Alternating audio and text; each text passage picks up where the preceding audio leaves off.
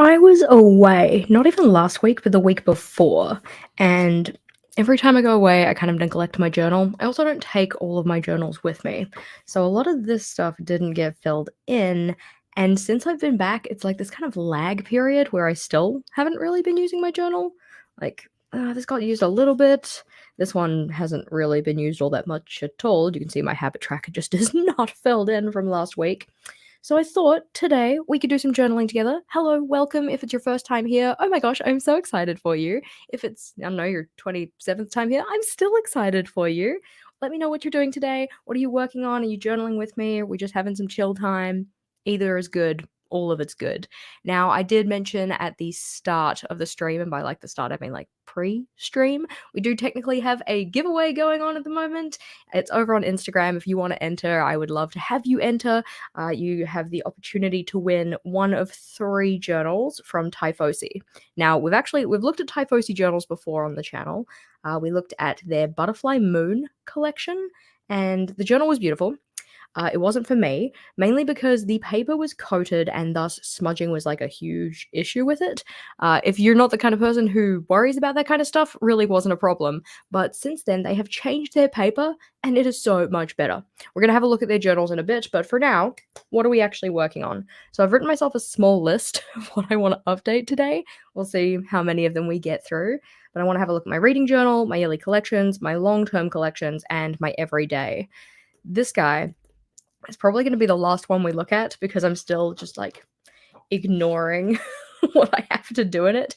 You can see that the structure of this layout is a little different to the one I had before it. So if we flip back, previously I was using a Dutch door style layout. So I could have the trackers on one page and then the daily boxes on another.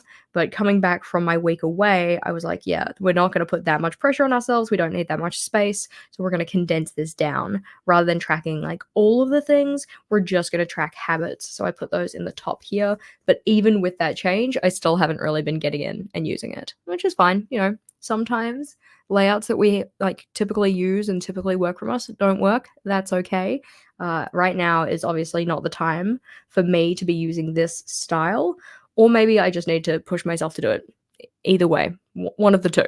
But this is the future us problem. First, we're going to start with my yearly collections journal, I think, because that's the one that I have the most kind of like niggling feeling in the back of my head. Like, you need to do this, you need to fill this in, you need to make sure this is up to date. Otherwise, I'll forget the stuff that I want to put in there. Alrighty, let's see. What are you guys doing? Yep, journaling with me. Yay! Excellent. You're updating your journals too. You're setting up your girlfriend's March spreads. Nice. I was going to work on Vogel's journal yesterday. It didn't happen. That's because we were having a team hangout over on the Discord, which was a very good time. But I always find that because it's just like banter and chill, I don't usually do a lot of journaling, even though it's kind of a journaling hangout. I'm sure that there are other people who are a lot more productive than me in those. I'm just there for hanging out. Which, you know, that's still a good thing too. It's a good way to spend the weekend because for me it's Monday. But so if we flip on into my yearly collections, it's actually like the last page of it. So we have nothing to fill in here. I haven't changed any of the goals I'm working on, so that one's fine. 101 things. I don't think I have anything to check off here, but let's have a snoop. So get a well? No. Have an announcement? No. No. No, I'm not going to read all of them. Let's see. I just want to scan through here and see if there are any in particular that I have done. We've started working on the getting a new to us car. Vogel and I went car testing on Saturday, which, you know, like car testing, like test driving, which, you know, it's very interesting getting into a car that isn't yours and driving it around, because I always feel a little like nervous. Obviously, I'm like, this isn't mine. Like, if something goes wrong, then, you know, it's not just like, oh, I could just be like, oh, it's fine, you know, it doesn't matter if it has a dent in it. This belongs to the car yard. But it was interesting to kind of like see which styles kind of worked for us versus the ones that don't. So that was interesting. Let's see. Marathons. I don't think we have anything here yet. I mean, obviously, I've checked off some things. Go to the dentist. Yeah, still need to do that. let's see. Dun, dun. Haven't celebrated my birthday yet. It's nowhere near my birthday. Oh my gosh. Go to the Sydney Bookshop Hop. I am so excited about it. We've booked our flights and we've booked our hotel. So, like, it's in motion. Again, that's not happening until October, but things to look forward to. Selling my old laptop. Yeah, I really need to get onto that. That's also a future me problem. This one I'm annoyed about, okay? So, get my computer repaired. I took it into the shop. They had it for like a week, and all they did was update my drivers. And I'm like, I could have updated my drivers. I can do that. But that didn't actually really solve the issues either. So I'm like, great, love paying for people to do things that I can do myself and then it not really solving my problems anyways. It's fine. Just needs a little bit more looking at. So, in terms of my 24/24s in 2024, this is the main one that I was like, yes, I need to update this. I know I have things that have happened that need to be written down on here. And now I just need to remember what they are. So one of them is dates with Vogel. We did go out for a little kind of date evening on Thursday. So I'm going to need to find what date it actually is. Last Thursday was the 15th. So we say Friday 15th. And we had dinner at Wildfire for Valentine's. Nice. That's like our go-to kind of nice restaurant or the place that we go to when we have any kind of celebration. It's just very tasty food, always very enjoyable.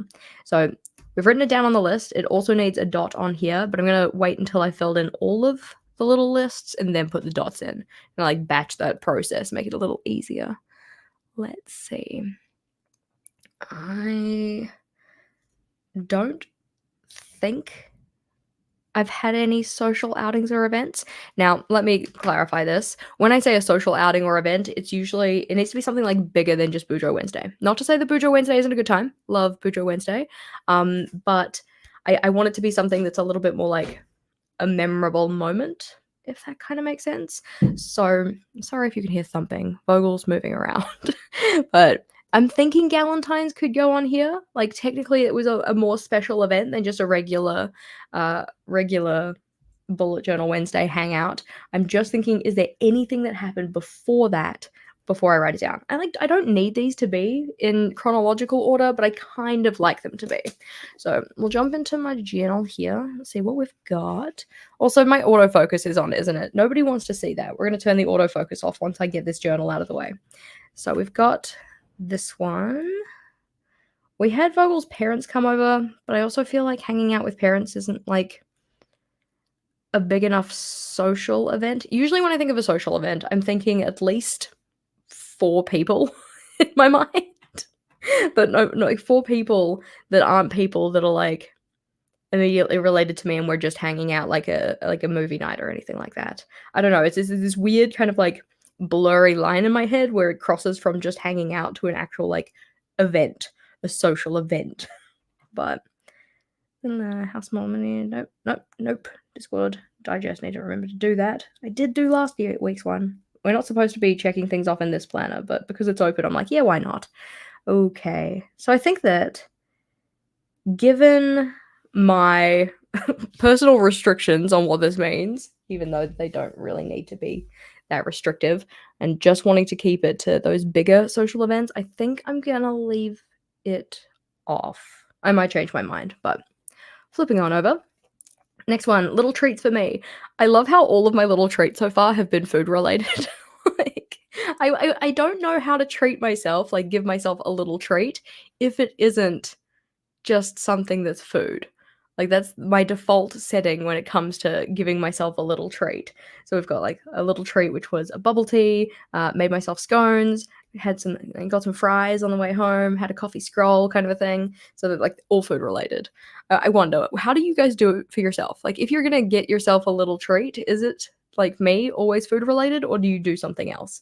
Because the thing is, like, I don't like knickknacks or anything like that. I know that some people, when they buy themselves a little treat, they get themselves like a little figurine or like something like that.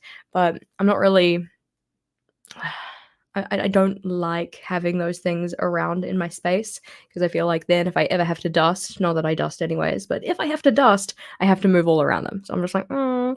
See, that's also the hard thing. It's like I know that a lot of people would probably use stationery as well, but for me, stationery is like a business expense because like this is my job. So I don't think of it as a treat either, but oh well. Let's see. Time spent outside is another one. Okay, so when I think of time spent outside, I'm thinking of a period of longer than 2 minutes. I know that sounds really sad and I'm setting the bar super low, but a period of longer than 2 minutes that isn't just me moving from an inside space to an inside space. So, like, for instance, if I was at Rachel's house and I had to go to the car to, like, come home or whatever, if I took 2 minutes to get from the house to the car, it still doesn't count. Like, sure, I was outside for that 2-minute period, but it's the intention of being outside is to get to an inside space. And I know some people are gonna look at this list and be like, "Jess, that's freaking tragic." And like, yes, I understand that, but I just don't ever feel drawn to go outside. But okay, thinking about taking care of yourself, we can at least give me a slight pass on the fact that I'm having water this morning instead of Coke Zero because I woke up, my body was like, "I'm angry at you." So I thought it would be good to give the body what it needs. So Tink, here we go, water time. Oh, petty, love that. Let's see, what else did you guys have? Stationery and stickers, a physical book is a treat for you, nice. Yeah, quite often it's food, nice. Or a fancy cake, nice. Ah, I had the most beautiful cheesecake from the cheesecake shop like 2 or so years ago, so who even knows if they still do it, but I still think about that cheesecake. I'm just like, "Oh, I should go back and get one," except the fact that it's like a family-sized cheesecake. Probably shouldn't make myself go get a family-sized cheesecake for a little treat, but yeah, details. Let's see. Treat yourself with a spa day every Sunday. That's really nice. Yeah, I think that I need to do that, like, physical self-care I would like to do more of. You know, when I say physical self-care, I mean, mani-pedi, face mask, hair mask, all of that kind of thing. Uh, let's see, a new pair of shoes. So, if we have a look at future me problems completed, we kind of need to wait until we turn to the future me problems to see if I've done any. So, we're going to wait until I go to that list to fill that one in. 1 liter of water days. I think that today might be a 1 liter of water day. Now, every time I share the idea of having a 1 liter water day and having it not filled in, I always get somebody being like, "Jess, you're not drinking enough water. You're going to shrivel up and die." And I'm like, yes, okay, calm yourself. When I think about 1 liter water days, I'm thinking about just water, alrighty? So, like, taking the water bottle with just the water in it and drinking that, okay? But we don't just get water from water, yeah? We can get it from other sources as well, like this cheeky boy who's just sitting in the sideline, like, "Hey, you sure you don't want me?" He's just chilling over there. Not right now, water first. We also get it from food and things like that, so do not worry, I'm not at risk of, like, shriveling up and dying from dehydration, I think. Now, 24-minute workouts, I've only done one of those. I've been very I'm not gonna say slack because I feel like I've just been busy and I haven't been prioritizing it, and I'm not necessarily the saddest about it. I have not been prioritizing doing any kind of, like, physical activity because I just have other stuff going on.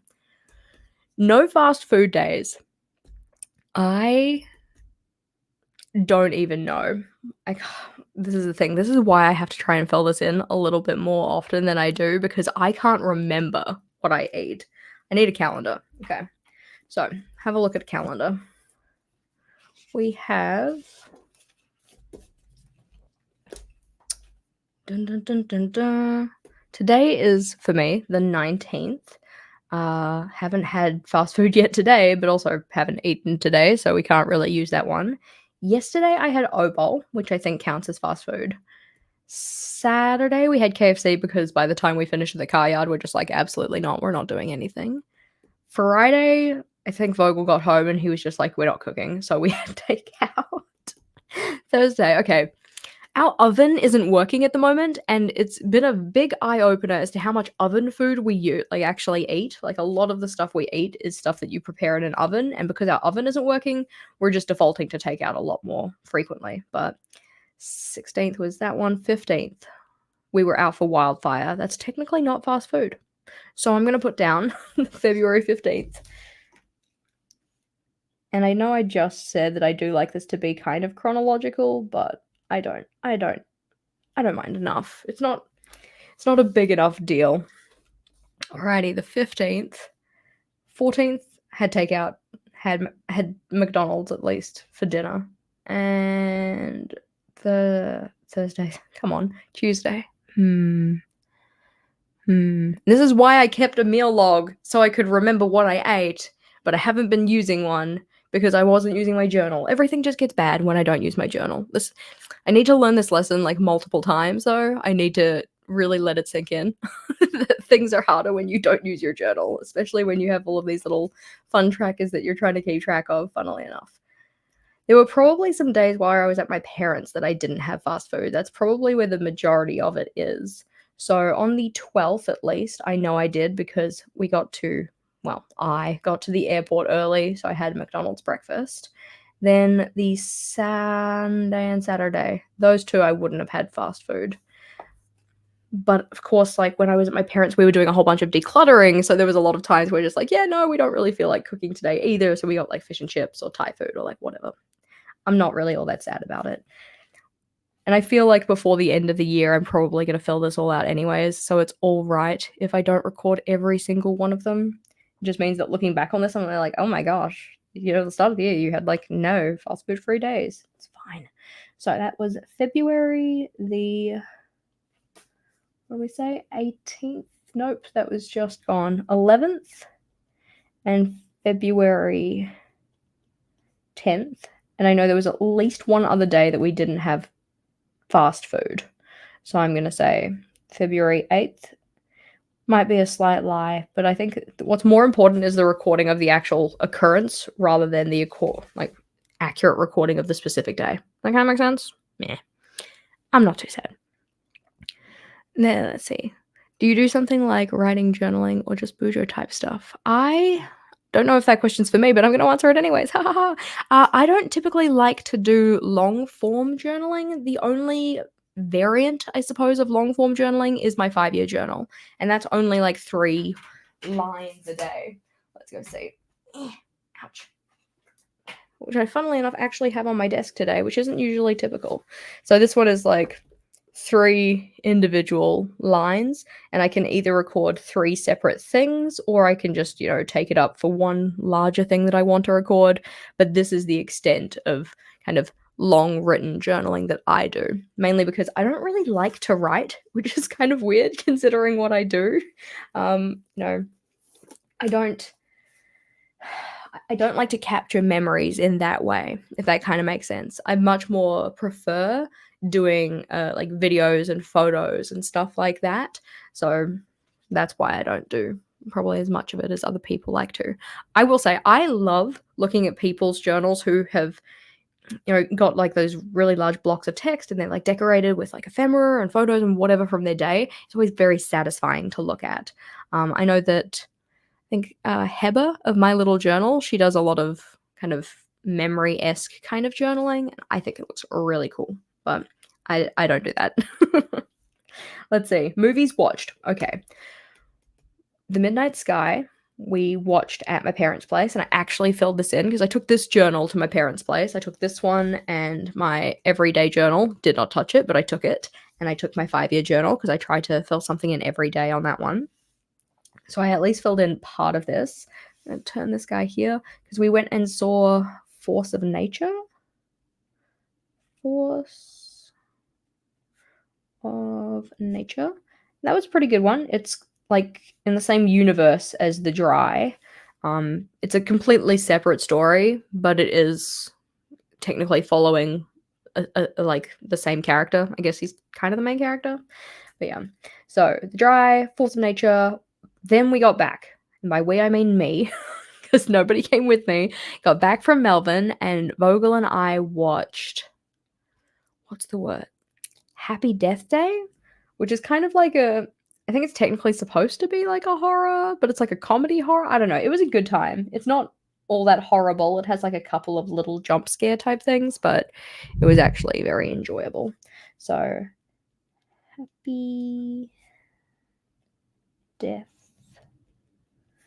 Day. And then a couple days later, we watched Happy Death Day 2, or I think it's called Happy Death Day to You, like Happy Death Day to You, like that. There we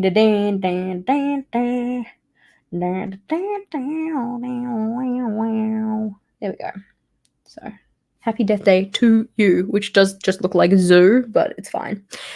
Make it a little bit more curved over, so it looks a little bit more like a 2. Better. Outside of that, though, I don't think we've been watching any other movies so far this year.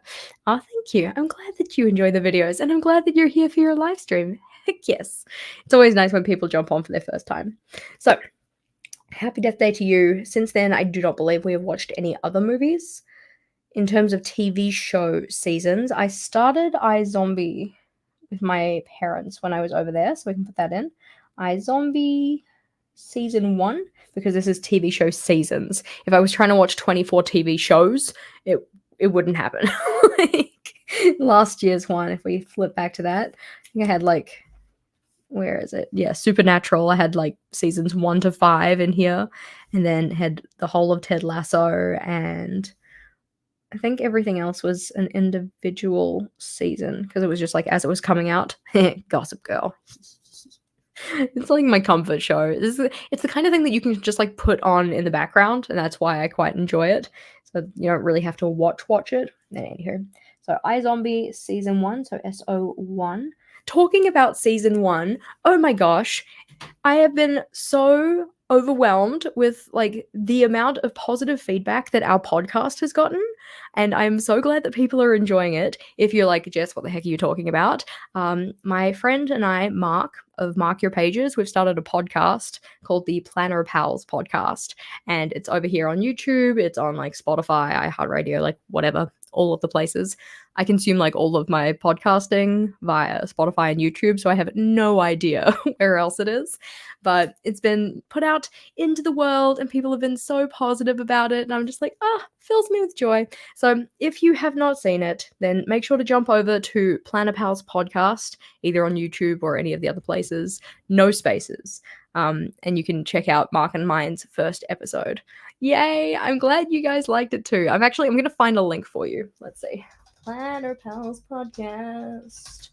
Dun, dun, dun, dun. Oh, it even comes up first in search. How good is that? Which would make sense because I've probably searched it before, and Google's like, I know this is what you want. Yeah, I've got this for you. But it's really cool to see that like we haven't even had it out for a week, and the channel already has 1,000 subs, and I'm just like, yay! I'm glad people are enjoying it. We just recorded our second episode, like 2 days ago or whatnot.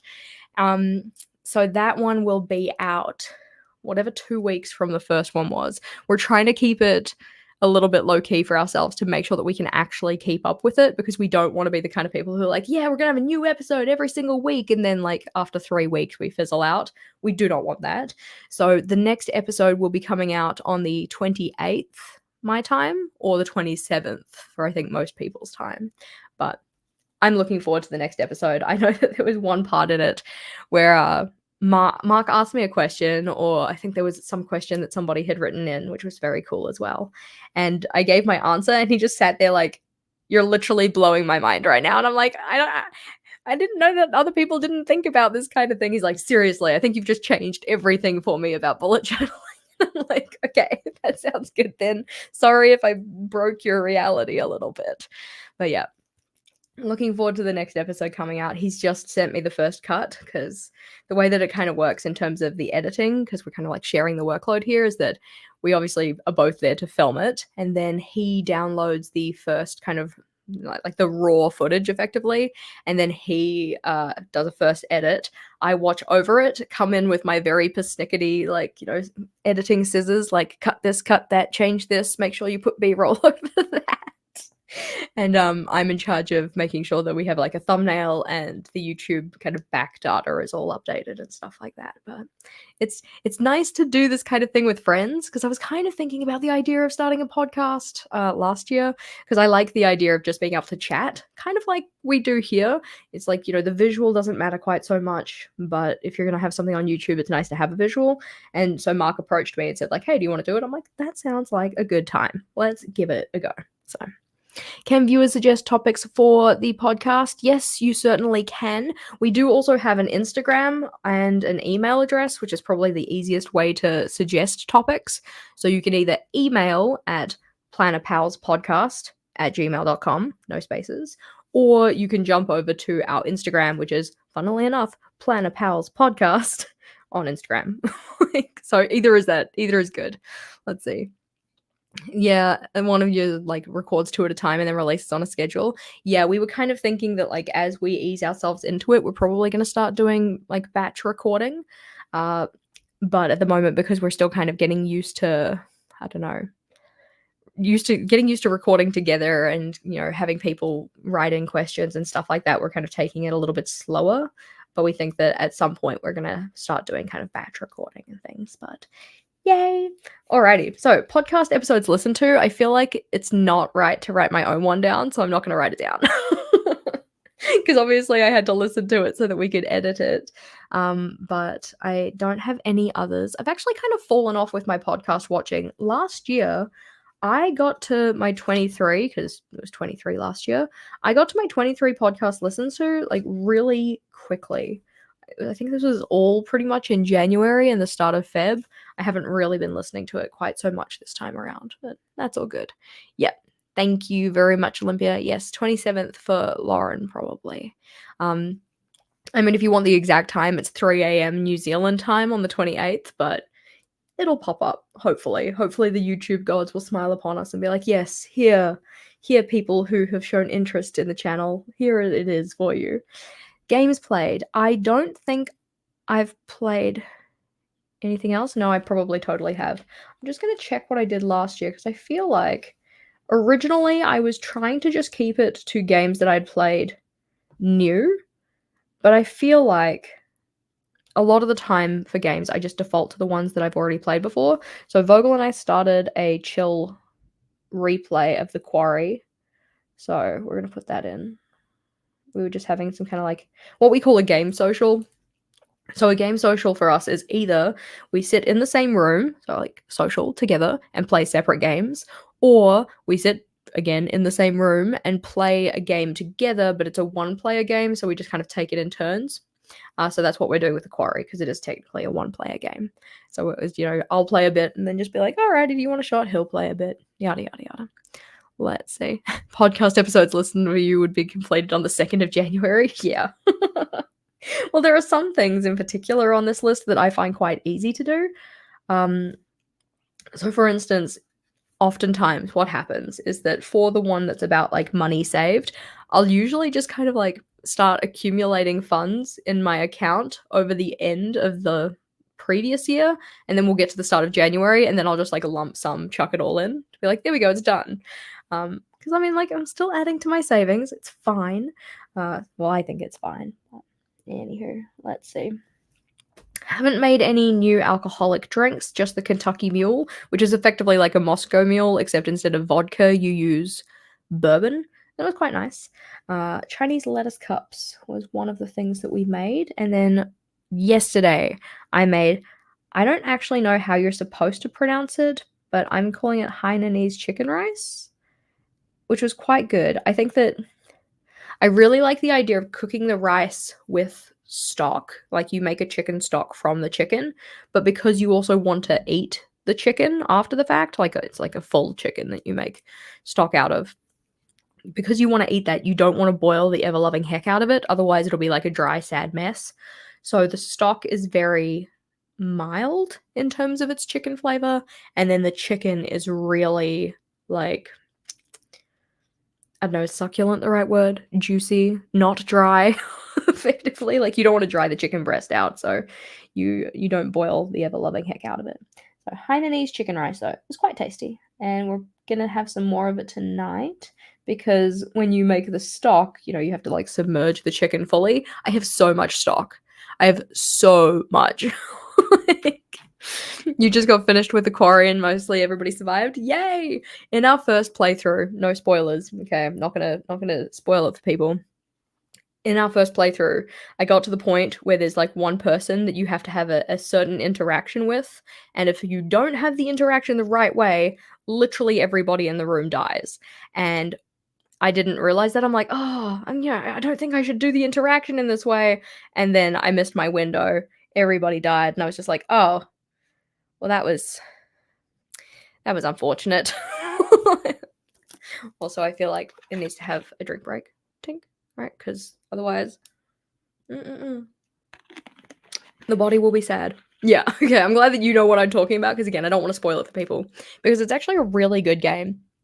We were talking about this last night, Vogel and I, about like kind of like games that changed us in a way, or games that we started off talking about as like our favorite, but then it kind of turned into it's like, what is the game, or the like, you know, series of games or whatever that kind of like changed the way you game, or changed your preferences, or had like a very like measurable impact in terms of the way you like to game. And I was thinking about this because the first one that came to mind for me was Life is Strange. I loved Life is Strange. Such a good game. Second one, not so much. I didn't like it as much, but the first one was really, really good. And then I was like, actually, I don't think that was where it started though, because I was thinking about it in terms of like, I really love story games, and the story in Life is Strange is really good. But I think that the one that actually sent me down the path of like really loving story games is The Walking Dead, the Telltale Walking Dead one, where, you know, you have instances where you have to like, you know, make a choice about something, and then depending on what choices you make, the story kind of adjusts a little bit. I love games like that. And that's why I think I like The Quarry so much, because it's another one of those choice-based games. It's like story, your choices matter. Anytime you make a choice that's one of the ones that kind of like dictates what happens, or like kind of changes the outcome of things, it pops up this little card that says like path chosen. So for months after we played it the first time, anytime we made a choice, Vogel and I would just be like, path chosen, and just like have a little chuckle to ourselves. But if you haven't played The Quarry, it is technically a horror game. The first time I played it, everything was very tense. I'm like, oh my god. But now as I've played it, I'm just like, well, I know where all of the kind of like jump scares or anything kind of scary happens, so you get very desensitized to it very quickly, especially if you want to play it to completion with all of the achievements, which I wanted to. So just for fun / long-term collection layouts made, I don't think I've made any new long-term collection layouts, and I don't think I made any just for fun. So we're going to leave that one. Live streams. Obviously, we have our live stream today. When I put live streams on here, I just think about live streams that are like this one. All right. So like anybody can come along, not specifically the live streams that are related to my like team members' perks, right? So the team member live stream from January isn't on here, and the team member live stream that we have next Monday or next Sunday, that one's not going to go on here either. But today is for me the 19th of Feb 19th, and we are doing a journal with me. Journal with me. Excellent. But yeah, alrighty. So posing the same question to you, like if we're thinking about games in particular, what is the game that like you remember that kind of like either like set in motion your love for games or for gaming? It doesn't have to be a digital game. It can be like a board game or whatever. Or it like just genuinely like sticks out as like, this was impactful on me. Like this is the one that, you know, set the tone. Community hangouts and events. So we did have we have to keep my journal turned because I like to write with it turned. So I would say that we had the book club meeting. That was a good one. It was so good to see how many people showed up for the book club meeting, because usually we'd have like, I don't know, 15-ish people show up last year, which I was like, that was already good. Like I felt very, very pleased with the level of engagement we had with that. At its highest, we had like 93 people on the call for our book club meeting. I'm just like, oh my gosh, this is crazy. I know Monica was messaging me. She's like, I'm overwhelmed. I'm like, don't be overwhelmed. People love you. It's going to be great. But that was on, I need to look up the date. Funnily enough, you have a journal here that has all of the dates of things in there, so we're gonna look at that one. Let's see. Was it at the start of February? No, it would have been the end of January. Hang out. Yeah, the book club was on the 28th. Facts. So January 28th, we had the book club meeting. And then we had a kind of wider community hangout. So every month in the Discord, we have a community hangout, which anybody is welcome to. We have the book club, which anybody is technically welcome to, though you probably want to have read the book. And we also have a community hangout, which is, sorry, I already said that one. We have the members hangout, like team hangout, which is what happened yesterday. So that one doesn't come onto this list because that one's kind of like, for members only. This is for anybody list, if that makes sense. So this one happened February 11th. We had another JCC hangout. I'm not too sure when our next hangout is. I mean, I know it's in March because, again, it's like one a month. Kind of makes sense. But if you're ever curious, you just need to jump over to the Discord. There is a little section in the top left-hand panel that says events, and it has all of our events for the year in there. So the next one that we have is the book club meeting at the start of March, and then we have the community hangout on the 10th/9th of March, depending on where you are. Let's see. Roller coaster sim, awesome. Any classic Mario Brothers, love that. Let's see, what else did you guys have? The Sims, I love The Sims. I remember buying The Sims, like The Sims, because this came up in our conversation, obviously. The Sims was the first game that I purchased. Like, I bought it for myself, and I, saved up my money, went to the shop, purchased my game. Didn't realize I purchased an expansion pack, not the original game, so then I had to re-save up my money so that I could buy the original game, but it's fine. Hey, what's up? Other people have come back. You here Wednesday, Friday? What time Wednesday? Unknown. They're very like, when can we come? Wednesday to Friday or Wednesday or Friday? To Friday. Sure, why not? Yeah. They'll call ahead of time, won't they? I'll put that in the email. Cool. Our oven is the bane of my existence. There we go. I didn't say hi to Vogel, but I'm sure that he thought it in his soul. Apologies, team. We should always say hi to Vogel. Let's see. Animal Crossing. Yup. Alrighty. Roller coaster. Kingdom Hearts. Can't remember what we were talking about. Oh yeah, The Sims and how I don't know what an expansion pack is. So when I bought my first ever game, went to the shop with my mom, who also doesn't know what an expansion pack is. She obviously didn't know to tell me that I needed to get the base game either, but it's fine.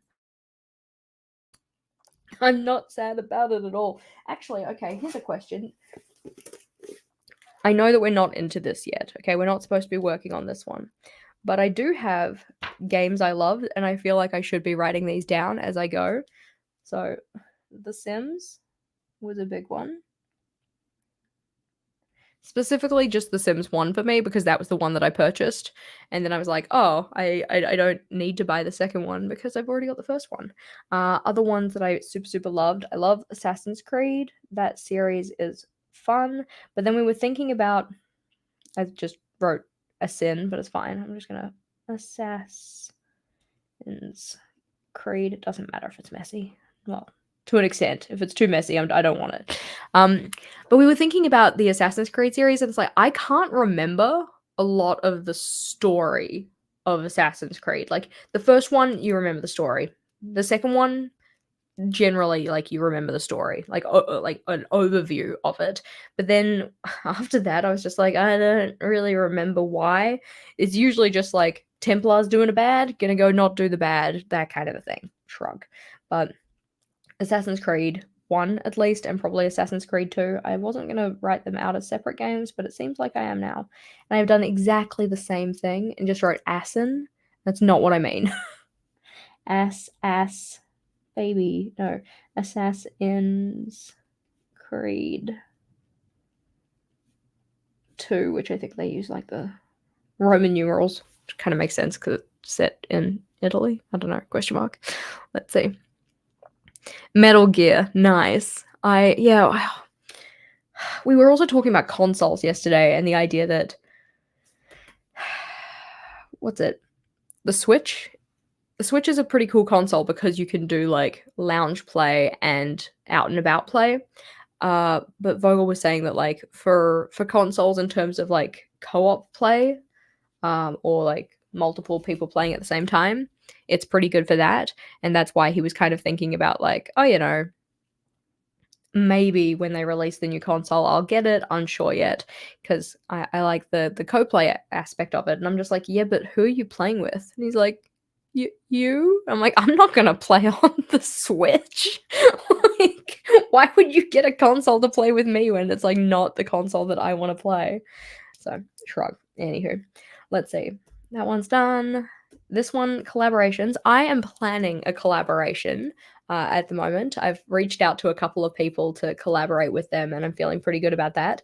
Technically speaking, collaborations isn't just like with people in our community, it's also with brands. So technically, I have to write Typhosi down here because of the aforementioned giveaway. So Typhosi, and this is I'm gonna say it's a giveaway. Now, if you're like, wait, what? There's a giveaway? And I don't want to miss out on the giveaway. Well, that's good, because I don't want you to miss out on the giveaway either. We're going to chuck this guy to the side gently. We're not actually throwing the journal, but chuck you over there, friendo, because I want to show you guys some gorgeous journals that I just got from them. So we've got 2 to look at. This one is the Libra one, thus the little scales, and this one is the Sagittarius one. Oh my gosh, because they reached out and they're just like, we'd really love to send you one of our constellation notebooks, since our last giveaway or collaboration together, which was this journal here, which they still have on their website. But since our last one, we've changed our paper type, we've updated a couple things, so we'd love to send you a new one. I'm like, sure. I would love to have a new journal. So the exciting part about this one is that they've updated their paper. They like changed the paper, so it's no longer 140 GSM, it's now 160 GSM. And I did a swatch test in the back of this one. Also, look at that. Beautiful. But I did a swatch test on the back of this one, and I was very pleased. Okay, well, Sharpies are Sharpies, but as I mentioned before, they used to have paper that was coated, which means that everything would smudge so badly. And it was like, not really my kind of party. Like, if we have a look at the difference between these two, you can see that everything smudged. Like, the 1 second was obviously always going to be a write-off. 5 second, not great. But even when you got up to 30 second, smudge city. But nowadays, beautiful, lovely. So I'm very pleased with that change. They also made the page numbers smaller, as you can kind of see here. And I think that was a good change too, because these ones felt very in your face. This is a little bit nicer. So all in all, general gist of it, beautiful notebook, great paper. You can't use Sharpies on it, but you guys know that. You're smarter than that, right? You're not going to try and use alcohol markers and then have them bleed through. And if we think about this compared to something like an Ultra and Olive, this has 256 pages, so that's why it's quite a bit chunkier. But it's like, if you are the kind of person who wants to fit an entire year in a journal, this is a great option. Also, they have free shipping. Also, they have a discount code on at the moment where you can save 18%. I don't want this to come off like an ad. I'm just very excited about the prospects of a journal that like is really checking a lot of boxes for people. That kind of makes sense? Anywho, but we have a giveaway for it because we love a giveaway. As much as we also love savings, we love a giveaway. So if you want to possibly win one of these, they obviously have a different, color and icon for each of the different star signs. Then you just need to jump over to Instagram. There's a link in the description box, and you can win yourself one of these. There's going to be 3 winners. It is selected in terms of winner by Typhosi, so I have zero control over it. But in general, if you ever want to get something from their shop and you want to save yourself some money, because we love savings, then you can use JashiiCorrin 10 at checkout. Cool. I hope you enter, because I want you to win one of these, because they're actually just a really good notebook. But putting that to the side, because that's not what we're here for. We're here to continue updating my journal. Whoop-ah. Boom. Let me know if you have any questions about the giveaway as we work through, because It's open internationally. You can totally enter with multiple accounts if you want to. I don't know why you would, but you can. And it's just a good time. Alrighty. So, shop sales. That one, I know we've talked about this in a previous video, obviously, because it's already filled in and all of that, but like, I was very surprised at how quickly I filled that in. I was expecting this to take me like at least 2 months or something. It's just like, very pleased, very appreciative, but $100 saved. So yeah, this is the one where it's like I usually would just save some money up over the end of the year and then just chuck it all in at once. But people were like, "You can't just do that. You're supposed to drip feed it into your account." I'm like, "Fine. Well, I'll drip feed it in weird amounts because I just chucked another $600 in the savings account." It's the kind of thing that's like I don't actively put money in the savings account. I usually just let it kind of accumulate in my checking account, and then every so often I just go drop a lump sum in there. So Feb, I believe it was yesterday, so that would have been Feb 18th. 1, 2, 3, 4, 5, 6. So it needs to go to here. I just wrote 10, didn't I? Instead of 18. There we go. Feb 18th. Gorge. Sadly, guys, we didn't win Lotto yesterday, so might be a little while until I drop more money into the savings account, but it's fine. I think that's also the thing that gets me with little treats is like I could buy myself a little treat, or I could just chuck money into my savings account. Is the thing is like I don't like knickknacks, I don't really like clutter, so I'm always just more inclined to either like buy myself a snack. That's where I my problem area is, I suppose. And then I'm sorry, I just read the things like, I have too many journals, stop tempting me. Alrighty. So, are the dots and spacing of 5mm combined? Yeah, Quirky Cups is. I don't know about whose thing you're responding to this. Are you talking about the one that we just looked at? I haven't actually measured the dot grid in it. We probably should. But yeah, it's so sad to say, honestly, but one of the most upsetting things that I've ever had was the Quirky Cup Collective's journal because they are so beautiful, and I was like sold. I was like, this is going to be my reading journal. I'm going to love this notebook. And then the dot grid spacing isn't actually 5mm, and I couldn't hack it. I couldn't handle the journal. So money saved, looking good. Days off. I don't think I have any more to add. Actually, no, that's a lie because I totally took a day off. I would have taken the last few days of my trip to my parents' place off, so that should be February 10th and 11th at least. So we'll put those ones in. And I say a day off, it's like it's not like I wasn't doing work, it's just I wasn't doing work for like JashiiCorrin work. So my parents and I were decluttering when I came over because they're moving towards the end of this year.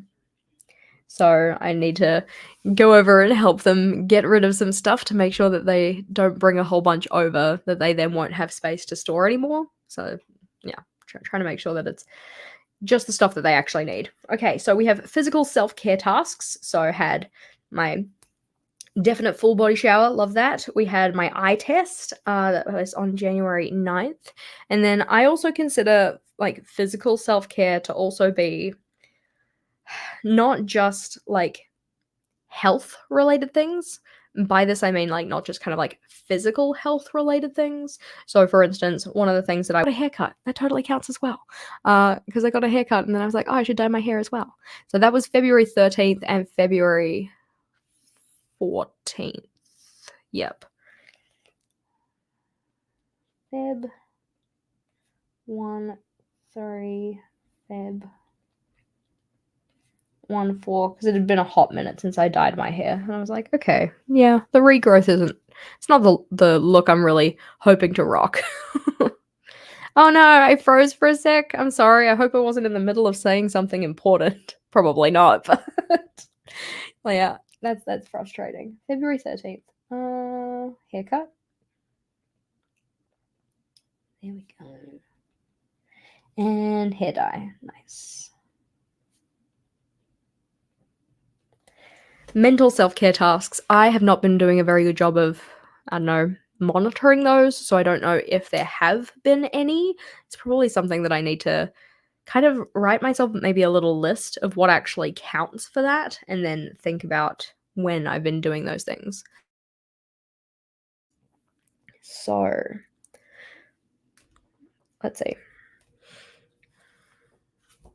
Just gotta go and put some dots in now, I suppose. Where is my marker? This one's just Z Clean Color dot marker. Absolutely love it. It was one of those things, like, I was very skeptical as to how much I was gonna use this when I first got them, and now as I have them, I'm like, I could not use them. That is blasphemic. So, 4 things here. Make sure it goes up to 4, and then 2, 3. Then we go on to the next page. We have 4, 5, 0 because we haven't checked in with it. So 4, 5, 0. 1 liter of water days, we're thinking probably today. And then 24-minute workouts, we have 1 of those. This guy, we're up to 15. I'm so glad that I put the numbers in. It makes it so much easier. I think last year, did I just do dot points, maybe? No, there was one, I think it was the year before this that I just did dot points, and then I didn't know how many I'd done, and I had to, like, count it every time. It's just, like, so much easier. So we have, which one were we up to? Oh my gosh, I've lost my place. Yep, 15 no fast food days. So no fast food needs to come up to 15. Poink, poink, poink. Beautiful. Yee, progress. Yay. Yeah, you can see some of these very very much just like completed or on their way to being completed quite easily. Other ones are just like kicking around the baseline, but it's all good. Yeah, I think a little tip in with those little self-care things would probably be a good idea. So movies is 7. So 7, 4, 3. Movies. 7, 4, 3. And then games played, we have 4, 1, 7. Games played, 4, 1, 7. Good, good. And then the just fun layouts, I know that we only have none of those.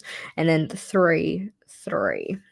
So 3, 3. Progress, yay! Collaborations, we were on to 3. So 3 done, 11. 3 done, 11. Make sure it lines up properly because we don't want to record things that haven't happened yet. That wouldn't be good either. And then days off. I know that it probably... okay, how do we word this? When I first put out my video, like the first video that we had this year, which was about the like 1 week in my journals, yeah. So kind of showing you how I update them on a daily progress basis. There we go, a daily basis. Ugh, words. I like just woke up. So on a daily basis, how do I get into my journals? And on that first week, I had 1 day off, and I had somebody come and be like, I hope you've had more than 1 day. You know, you should be taking better care of yourself. I'm like, yes, I know. Please don't shame me for the fact that I like my job and find it hard to not just do my job. I know you mean well, but please don't be mean to me.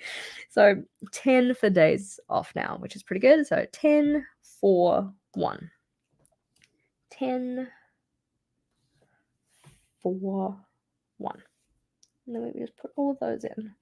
So we still need to go through and have a look at my future me problems and see how many of those I've done, because it's, again, one of those things that I'm just not very good at actually keeping updated. This is the thing. I do not check in with this journal every single day. I try to check in with it once a week, but sometimes that doesn't happen. That's fine. Life happens. But I do try and keep a fairly regular eye on it to make sure that I don't forget stuff, and I make sure that I'm putting things down in here. But life is life. Reset old laptop. Haven't done it. Let's see. We're just going to scan the eyes over this to make sure that I've considered any of the ones that... Okay, bookshelfy printable. I have made one of these. Or at least I made a first iteration of it. I don't know if I've actually shared it. So here it is. This is the little bookshelf printable that I made, and I cut out and stuck it into the back of my notebook to be like, yay, you made a thing. It's not available yet because I was still playing around with it, but I thought it looked pretty cute. I thought I did a pretty good job of it. I thought the books were kind of a good size to be able to write stuff on. I've tried to make them so that they're a centimeter across, so that there's like enough writing space. You kind of like stack text on it. But still playing around with it. I think it looks cute so far, but thank you. I'm glad that you like it too. So we've got, like, that's started but not completed, so I can't check it off. Bookmarks. Yeah. Declutter my Facebook. Hee hee hee. And my egg was. What else do we have? There's a lot of things that I've been musing with but haven't actually done. Review clothes storage. That would be a good thing to do. And I think that there isn't anything in particular over here that I need to do or like check off. I also don't. I know that there are more things that need to get added to this list, but I don't have. What's the word? I'm not in the right headspace to add things to the list right now, so I'm not going to do that one. We have the savings. It's not the end of February, so I don't have anything to add here. Home projects. Fix the gosh dang oven. Ah! Eventually. Statistics, that is updated at the start of each month, or like the end of the last month, I suppose. So don't have anything to update here. I'm actually thinking that I might need to add another stats page though, because obviously I set this up at the start of the year / end of last year. But since then, I've now got a podcast, YouTube, a podcast, Instagram, and a couple of other things that I want to keep track of. So this is supposed to be my monthly favorites, and I haven't filled in my favorites for January because I completely forgot this page existed. Dang it. So I don't even know how to figure this out now, because realistically, I would have liked to have checked this off at the end of the month, but at the end of January, I was trying to kind of hustle a little bit to get stuff sorted for the start of Feb for when I went away, so that things would still come out while I was away. So I don't actually have anything for that. That one's going to require some more thought, so I'm actually just going to put it down on my task list. Otherwise, I'll again just forget and then neglect it. So previously, this kind of month / cycle and last cycle, I've been using daily logs. So they look kind of like this kind of a thing. So they're just like a box that I just fill stuff in and, write out what I was doing with my time blocks, all of that kind of thing. But because I was finding I wasn't really using my journal, I wanted to make it a little bit easier for myself. So I decided to step away from this kind of a structure with the header for the day and then write out my list and whatever, and move to the Alistair method. So the way this one works, if you haven't seen it before, you have a column for each of the days of the week, or whichever days that you're looking at. And then to the right of this, you write out what your task list is. So for this one, I started using it on a Wednesday because I got to the Wednesday and I'm like, this isn't working. I'm going to just need to do something different. So Wednesday, Thursday, Friday, Saturday, Sunday, I had N for either notes or next week. I wasn't too sure how I was going to use it. Turns out I didn't actually end up using it, but that's fine. And then another column just for a task dot, so that then I can scan my eyes down that column in particular and see what needs to still be done. Then when I actually start doing the task, I can put a half cross underneath the relevant initial. So for instance, this half cross here shows that I started working on that task on Thursday. And then once it's completed, I could cross it off.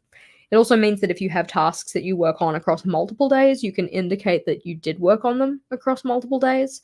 So just as an example, this one was tidy up the description writer, because I've got this document that I use to write my description boxes. It saves all my links and stuff. So if I had have worked on that on Saturday as well, I would have put a half cross under Saturday. So it shows that you worked on it on Friday, you worked on it on Saturday, but it's still not completed, thus it isn't crossed off yet. That kind of makes sense. Let's see. Feel like it's another time for a drink break. Yay! Let's see. You set up a favorites page. Yay! That's a very good idea. I like the idea of that. You just put your little post-it note in there, and then you can write your favorites as you go, and then just transfer them over. That's smart. I should probably do that. All right, so the thing I was actually trying to update here, so this is this week's one. So you can see we've started on Monday because it's Monday for me now. I just rotate the journal so I can write things in. So the column that I have for the initial tasks are, or like the column that I have to say like, hey, this is a task you need to do, is this white one here. So I put a little dot in the white column. And then beside that, I can write down record favorites from January. January favorites. And it's the kind of thing that I'll probably just end up going back through my 5-year journal and pull out any of the ones that are kind of relevant or, you know, spark enough joy to be considered a favorite for the month. But yeah, let's see. I've been quite liking going back to this because I used to use this style quite a lot in like 2021. That sounds dumb. 2021. Let's go see. I'll find it. Because I got really into it in September of that year. Mean Girls theme. But you can see like I had a column which had all of the colors for the month because I was using this kind of like pastel-esque kind of color palette. And then I started doing the thing where you kind of like draw a line across to say like, hey, this task is related to this check mark. I did not like it. So I kind of got to the end of this week and I was like, yeah, I'm going to not do that because that's just annoying. I like the lines to be straight and I'd have to do too much ruler work. Like it looks cool, but nah. So then in this one, I just decided like I'm just going to have the column that has the check mark so that then if I'm using it, we'll just bring this guy over. You can kind of like read down that column to see what still has to be done. It makes it a little easier. And then these ones show you when things are happening. And I used that for a good chunk of time. These lines I put in using washi tape borders, which is why they're so straight. And then these ones I put in just freehand. And I was like, oh, don't know if I like that. Got to October and went back to doing the washi taped ones. I like the inclusion of the color palette by using the colors for each of the different days. And then for each separate week, I would just rule it off to say like, hey, this is the start of the next week. So this Monday is Monday the 11th through to Sunday the 17th. But that was cute. And then it got to December and I stopped using my journal. So we only have a little bit. Also, I found that like I was trying to include the color palette using the candy cane stripes and it just was really confusing as to which one of these lined up with which ones of those. So I stopped doing that. But this one we've kept it very, very simple. It's just in grey because that's kind of like the neutral base color that I'm using for the month. But I will possibly continue this. I'm not sure at this stage, but I do enjoy using it this way. Anywho, record my January favorites. Have to do that. Not right now, but at some point. I'm just going to put this here so it's easier to turn to. Yeah. So like the candy cane stripe one, it looked cool when I first set it up, but actually having to use it was way too hard. Now, after this one, we have the then and again. Obviously, don't have to fill that in until December 31st. We have the letter from me, which I don't read until, the 1st of January next year. And year in review, I don't have anything to put in here just yet either. I'm thinking that what I will do is probably put the new stats page here, or I will need to decide what I want to do in terms of the structure of the year in review, because if I want to turn it into a Dutch door, then I don't want to have a stats page right here that I then can't turn it into a Dutch door with. So that's looking cute at the moment. That is my yearly collections journal dealt with, dunzo funzo. And now we have other journals to update. And the next one, which is because he's here, is my reading journal. Yay, reading journal! Something I have been considering with my reading journal is actually turning it into more of a stories journal than just a reading journal. Like, I like having all of my, book-related stuff in one place. It's a lot of fun to work in here. But then I was, watching a TV show or watching a movie, and I was like, oh, it'd be really fun to write down a little blurb for this, but I don't have anywhere to do it. I have plenty of places to do it. But I'm like, I don't want to start an entire separate journal for each different type of media. And I don't necessarily want to put it in my everyday journal. but I wasn't too sure about whether I wanted to put it in here because obviously everything I've set up in here so far is just reading related. Is this design still available from Archer and Olive? No, this one was in a subscription box, so it was kind of unique to that subscription box. But they are starting to bring out more full cover designs, so keep your eyes peeled, I suppose. The next release we have from them is February 23rd, 9 a.m. CT. All right. And one of the journals that is there, I mean, like there's a couple journals that are releasing, but one of the journals that's coming out is so flippin' gorgeous. Like, it's absolutely beautiful. I am so excited to get my hands on it. I cannot share more with you at this stage, but umagoi. So yeah, watch the socials because they will totally show off the journal and all of the journal designs before they actually get released. But so everything I have in here so far is reading related. So like this is my reading fantasy map with all of the kind of like reading-esque related tropes and things.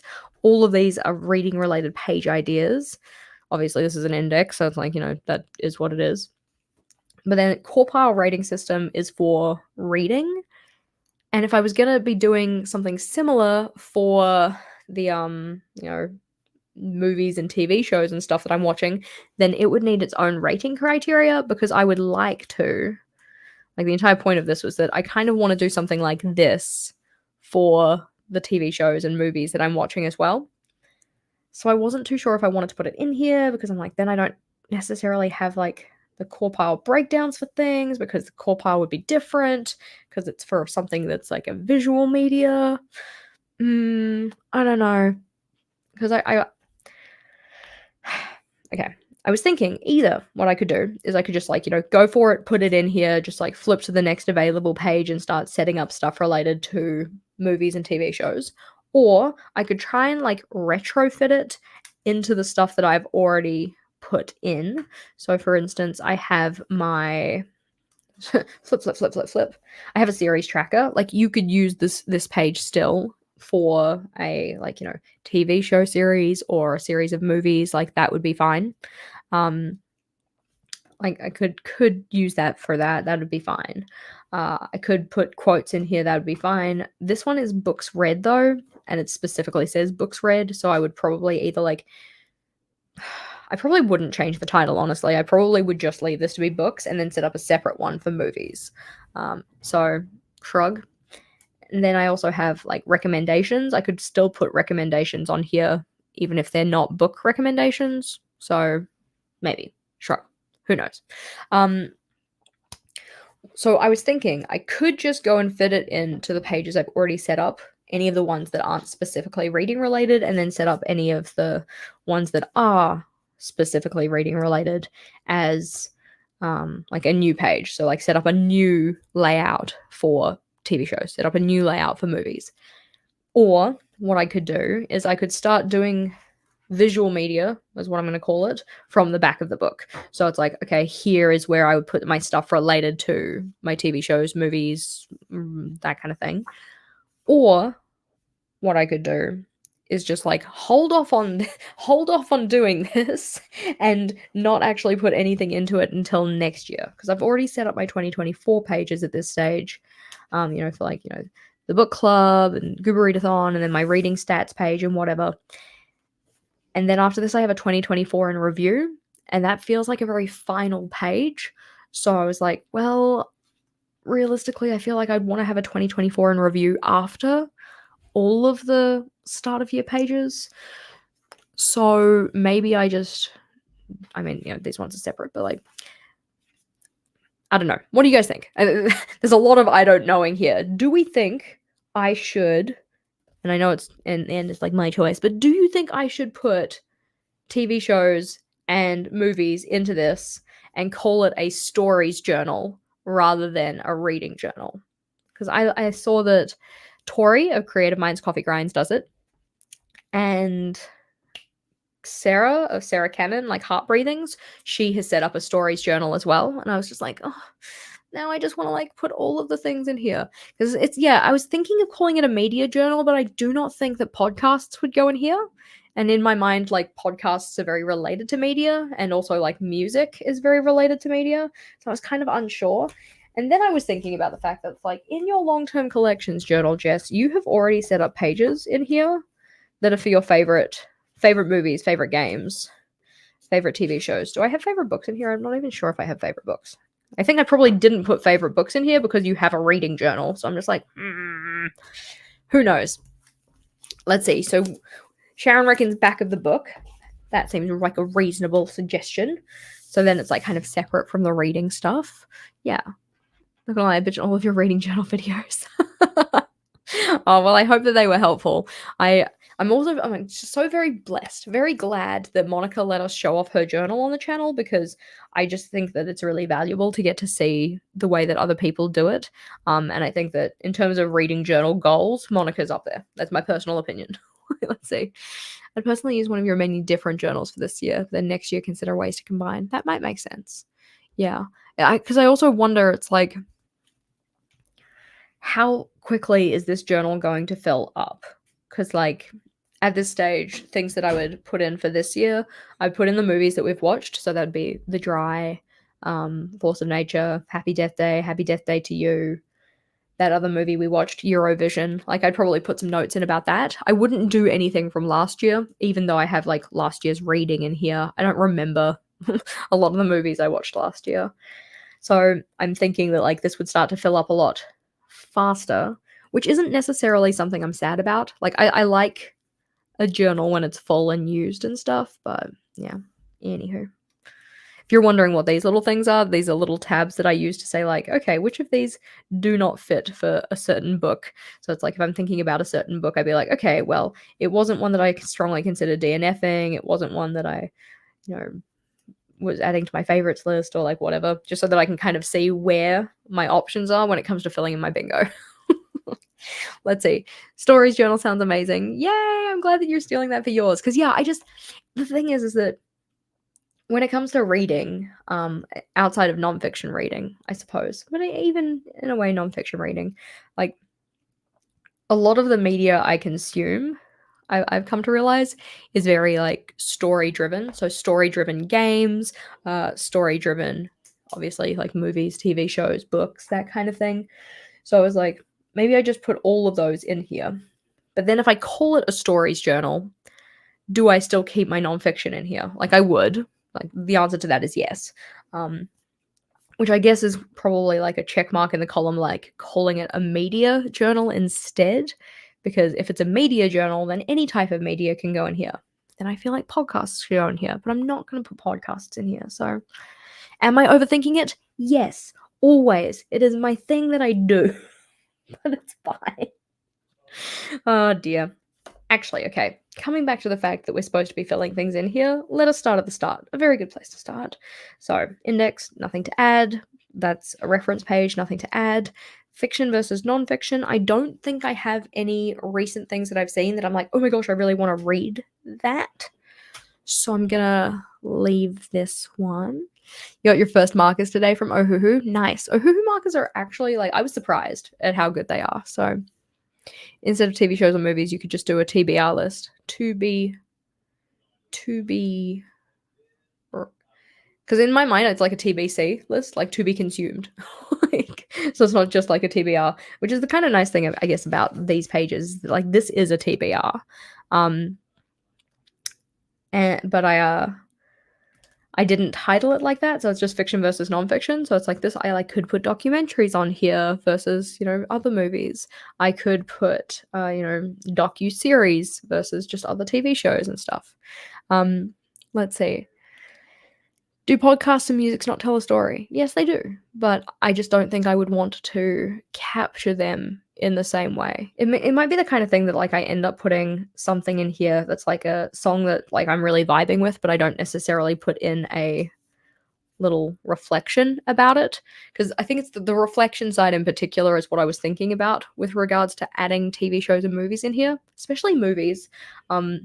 because, you know, they're just smaller and easier to review in a little bite-sized piece, because I don't want to put like every TV show episode in here. That would just be a little too much. But it's like, if I come across a song, I don't think I'm necessarily going to want to put any kind of reflection journaling stuff in about the song. So, things to think about. Anywho, nothing to add on this one. Recommended. I don't think I have any new recommendations to add either. Tink. I love that. Laurie, you are exactly right.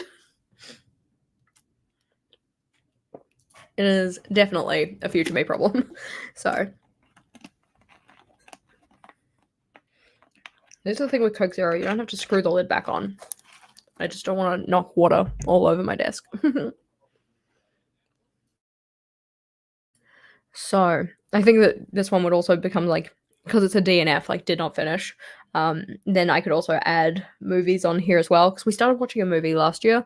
Most of the time, I don't stop a movie once I've started, like, you know, stop to go to the bathroom, stop to get a snack, but I don't not finish it. But we actually had a movie that we didn't finish last year. We got about 15 minutes in, we're just like, absolutely not, this isn't working out. So, recommendations, nothing to add on that one. Books read. I do have ones to add here. Do I remember what dates I read them? No. Let's see. How do you print the pictures of the movie covers? So those ones I literally just go to usually just Google image search. So Google image search of, you know, like Court of Mist and Fury or whatnot. Whatever little book cover picture comes up, I like open it up, copy it into a Word document, and then size it to the sizing I want, and then print it off on my printer. I try to make it so that they're all the same width or height. No, height. That's the one I do. I try to make it so that they're all the same height, so that then I can kind of plan the page easier. But I don't care if they're not exactly perfectly the same size, because of the way that I arrange the page. It's not usually too much of a problem. Like if I was putting them in a very specific grid, then I would probably care a little bit more. I'm now typing grid instead of Goodreads because I can't talk and type at the same time. Let's see. What size is it in terms of like the notebook, or what size is it in terms of the covers? Because the notebook is A5. The book covers, I do 5 centimeters down, I'm pretty sure. 5.5. Yep, 5.5 centimeters down. And then the width is just whatever the width is, which is usually about 3.5, roughly. Somewhere between 3.5 and 4. So yeah, 5.5 down. That's what I like to use, at least. It fits nicely onto my page. Oh, so cute. I have to print off some more covers, but I wait until I have quite a few of them accumulated before I print them off. So for instance, these ones here, I haven't printed them off yet because there's only 3, and I want to make sure that I don't like waste paper effectively. Like I try and make it so that I have like as many as possible, because when I decided that I was going to do this, it was already like most of the way through the year. So I printed off 6, 12, 18, 24, 25, 26, 27. 28, 29, 30, 31, 32, 33 at once.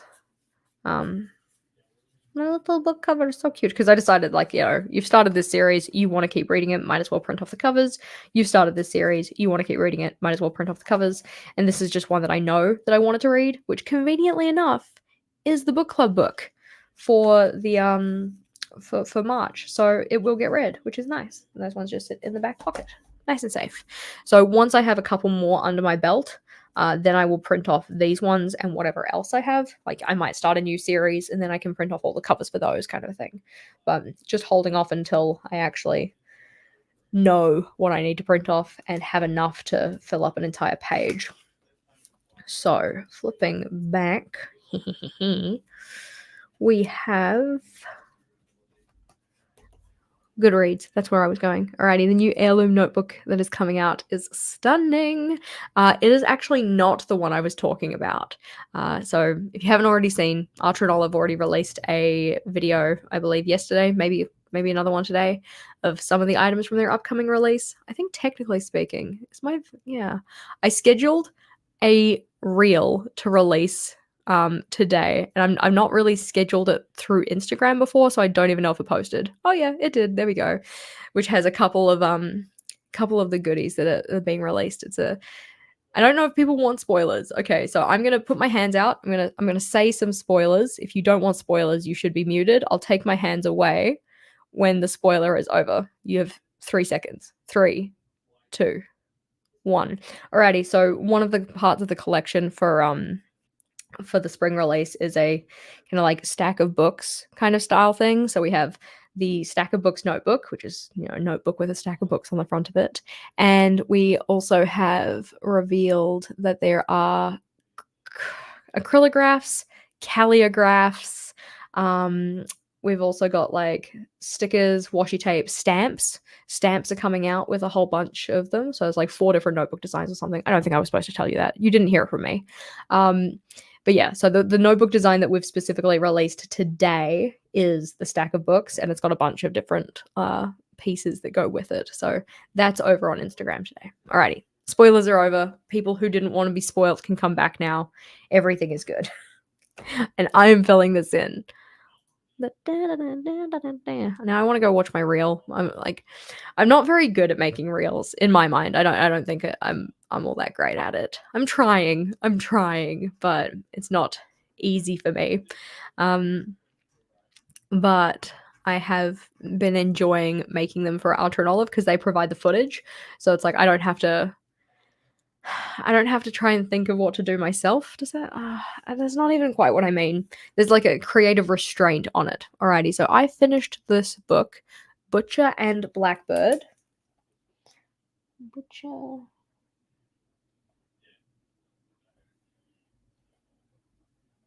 and Blackbird. And I don't have a rating for it yet. Because I like to wait until we have our book club meeting, because this is the book club book for this month. I did really like it though. I thought it was a lot of fun. It's like a dark romance, contemporary romance, question mark? I don't know. It's not a fantasy. Anyways, dark romance, but it's like very humorous. It was quite a funny read. And that was on the 6th of Feb. 2024. That turned out looking a little bit weird, but that's okay. All right. So, yeah.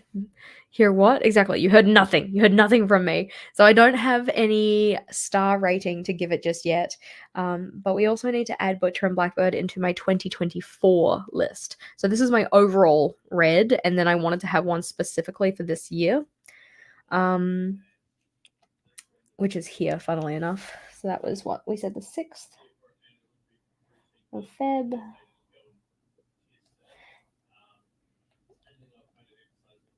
Butcher and Blackbird. And don't have a star rating for it, so I'm not going to add that in just yet. You read the first 8 chapters. Yeah, I read it on the plane when I was going to Melbourne, and I finished most of it, like, I don't know, 80% of it, 85% of it, just during that plane trip. I found it very enjoyable. It was a very enjoyable read. Just a bit of fun. And I feel like I should fill it in on here somewhere too. What would it be? Alrighty. I'm going to think about this. I'm going to have a drink. Of course, because I'm drinking so much water, now I, super need to pee. Not that you need to know that, but, it is a fact. My body isn't used to this much liquid this early in the morning. So, I don't have a rating for it yet. And it's not going to be the worst of the year. It wasn't a facepalm. I facepalmed multiple times yesterday with the book that I was reading, though. It's not on Kindle Unlimited? No. Yeah, a very easy read. It's just enjoyable. It was a good bit of fun. Alrighty. Let's see.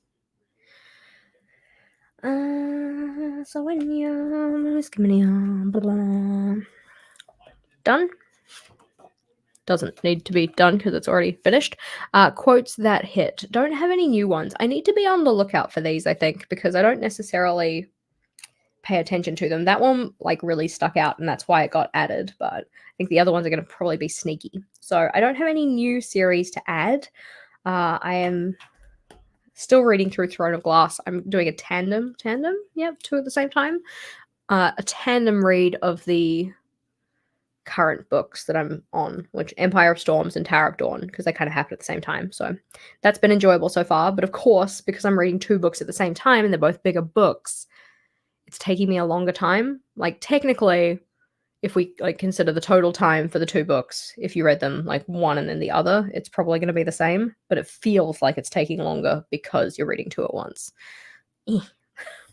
I'll finish them before the end of the month, probably. Nothing to add here, I think. Okay. On this one, the intention is that it was only going to be for like top tier reads, like especially for book titles. It's like only the ones that you rate like at least a 4.5 or something like that. What did I rate Throne of Glass? I didn't think I get back over there. I didn't think I gave Throne of Glass that high of a rating. Maybe I did. Let's see. Throne. Okay, I gave it 4.5. Oh, good. Okay, it can stay. But then didn't I give Queen of Shadows a high enough rating? Queen of Shadows I gave 4.5, so I guess that can be for Q. Ha ha ha ha.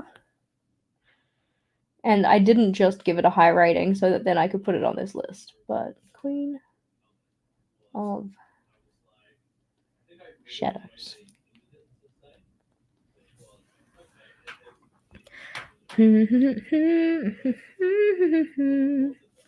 This book bingo was for last year, and I kind of decided that it was just going to be for the year, so I don't add anything to this because now it's the new year.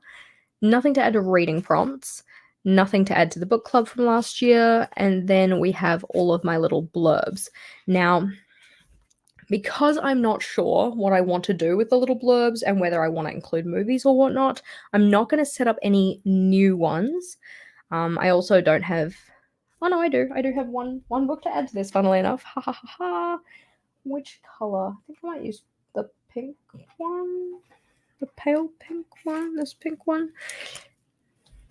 Check to make sure it's not... Yeah, okay, there we go. That's safe. So this one is going to be for Butcher and Blackbird. I don't really have a lot of pink in this journal, but I thought it would be non-offensive to add it to this page, if that kind of makes sense. Go. And then I was thinking at some point, possibly the little kind of stripes and boxes and stuff that I've added, I might go and put some gold paint over. Eyes your stack of 14 books that you're in the middle of reading. Yeah. I don't know. I don't like to read too many books at once because I just get confused. The nice part about this, though, is that they are the same universe, they're the same author. Like, it's not too hard. And I don't really mind reading a fiction and a non-fiction at the same time because I don't really tend to get confused between those.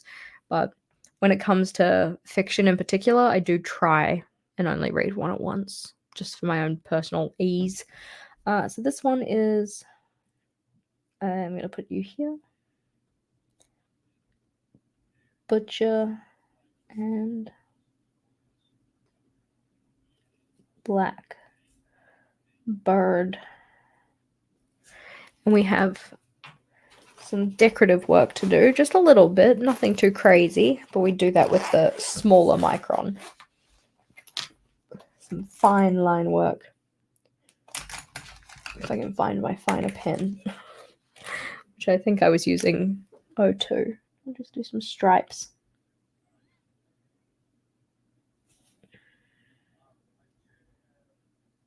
And there we go. Oh, it's kind of cute.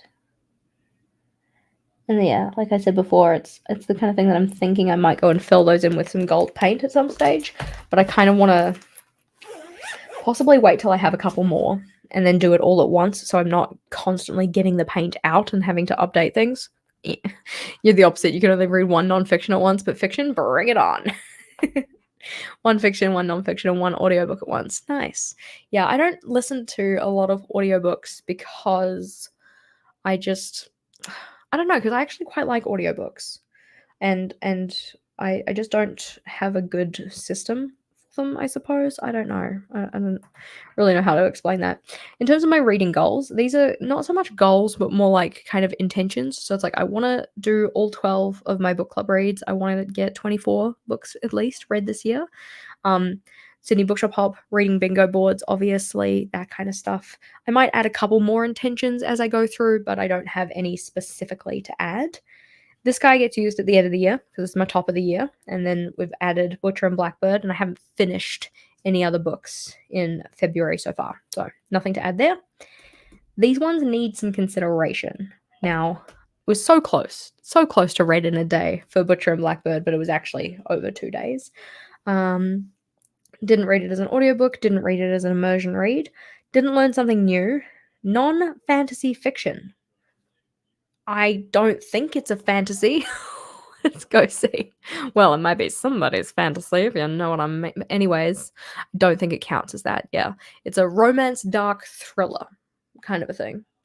And then, like, it's listed as horror. I didn't really find it horrible. I thought it was quite good. So I'm going to put this down as the non-fantasy fiction because oftentimes the fiction books that I read are fantasy. So use this one here. Here. Color it in. And if you wanted to do a bingo like this for yourself, I do have this in our resource library, I'm pretty sure. Like where we keep all of our free resources. So that one should be linked in the description box. So color that guy in and then color in the relevant box under here because I wanted a place to be able to record the titles of the books to make sure that I didn't accidentally use the same book twice on the same bingo board. So I can use it once on here and once on here. That's allowed. Yeah, put the lines around the outside. Looks cute. There we go. And then I need to think about this one. You bought gold paint for a canvas project. You can't stop using it in your journal. Nice. Yeah, I really love, because mine are the Fine-Tech, Calero Fine-Tech gold watercolors. They're just so shiny. They're beautiful. Didn't make me ugly cry. Was worth finishing. Haven't rated it. Didn't facepalm from memory. Hasn't given me a book hangover. Air Punches I've already reserved for a different book. Overhyped, surprised by my rating, neither of those. Mood read, not really. Legit laughed out loud, I've already saved for something else. Deserves more love, maybe. Should have read this sooner as no. Adding to my favorites list is a no. And then strongly considered DNFing. Not quite. Alrighty, team. I know we're only an hour and a half in, but we are going to have a bio break. It's not usually a thing, but I've drunk so much water that I feel like I need it, and I think that you probably deserve it. Okay? So we're going to put some sweet jams on. It's just going to be some chill background noise, and we're going to have a short interlude.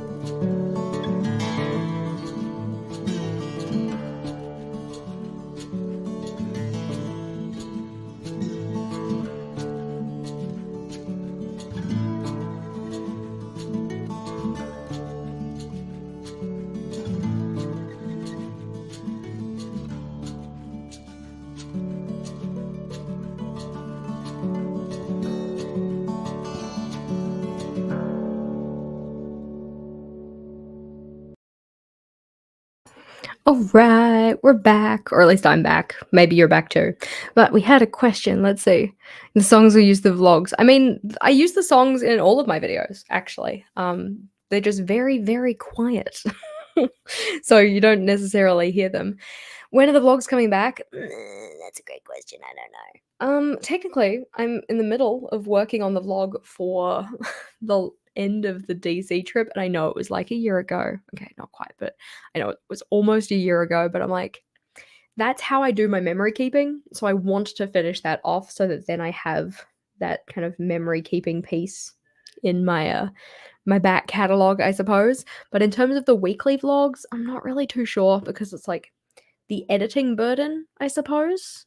Is it worth the payoff in terms of like, are they memories that I actually want to capture?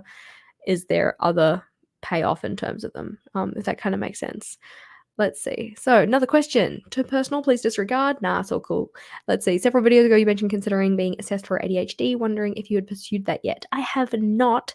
I'm writing myself a list of things to just check in with my doctor about, and that's like one of the top ones. It's just I just actually need to make the appointment, and I haven't done that yet. Let's see. Ask us bullet journaling, Mel 12, one of the common interventions. That's nice. Yeah, I mean, that kind of makes sense because I'm pretty sure like Ryder Carroll has talked about the fact that he had ADD, I think, or has, I suppose, ADD, and that bullet journaling was kind of a way for him to navigate that. So this guy is Butcher.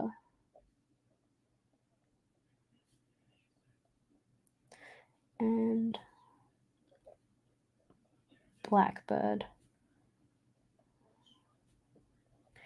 And then we need to figure out where it goes over here.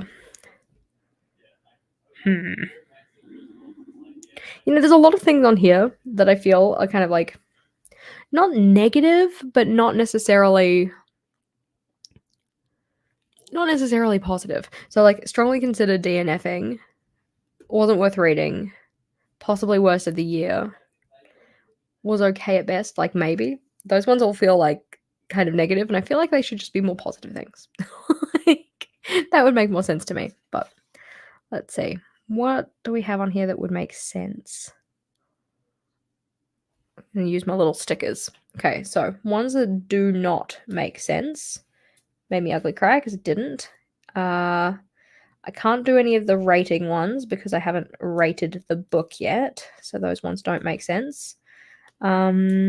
Strongly considered DNFing. That doesn't make sense because that's not right. My emotions. Maybe. I don't know. Considering the fact that I said maybe, probably not. Should have read this sooner. Nah. Won't be continuing that series. I mean, technically, it is a series, and I might read the second one. So I feel like it has to stay. Overhyped, I don't think that's relevant. Surprised by my rating. I haven't rated it yet, so I can't do anything with that. Mood read, technically not, because it was for the book club. Wasn't worth finishing. No, it was certainly worth finishing.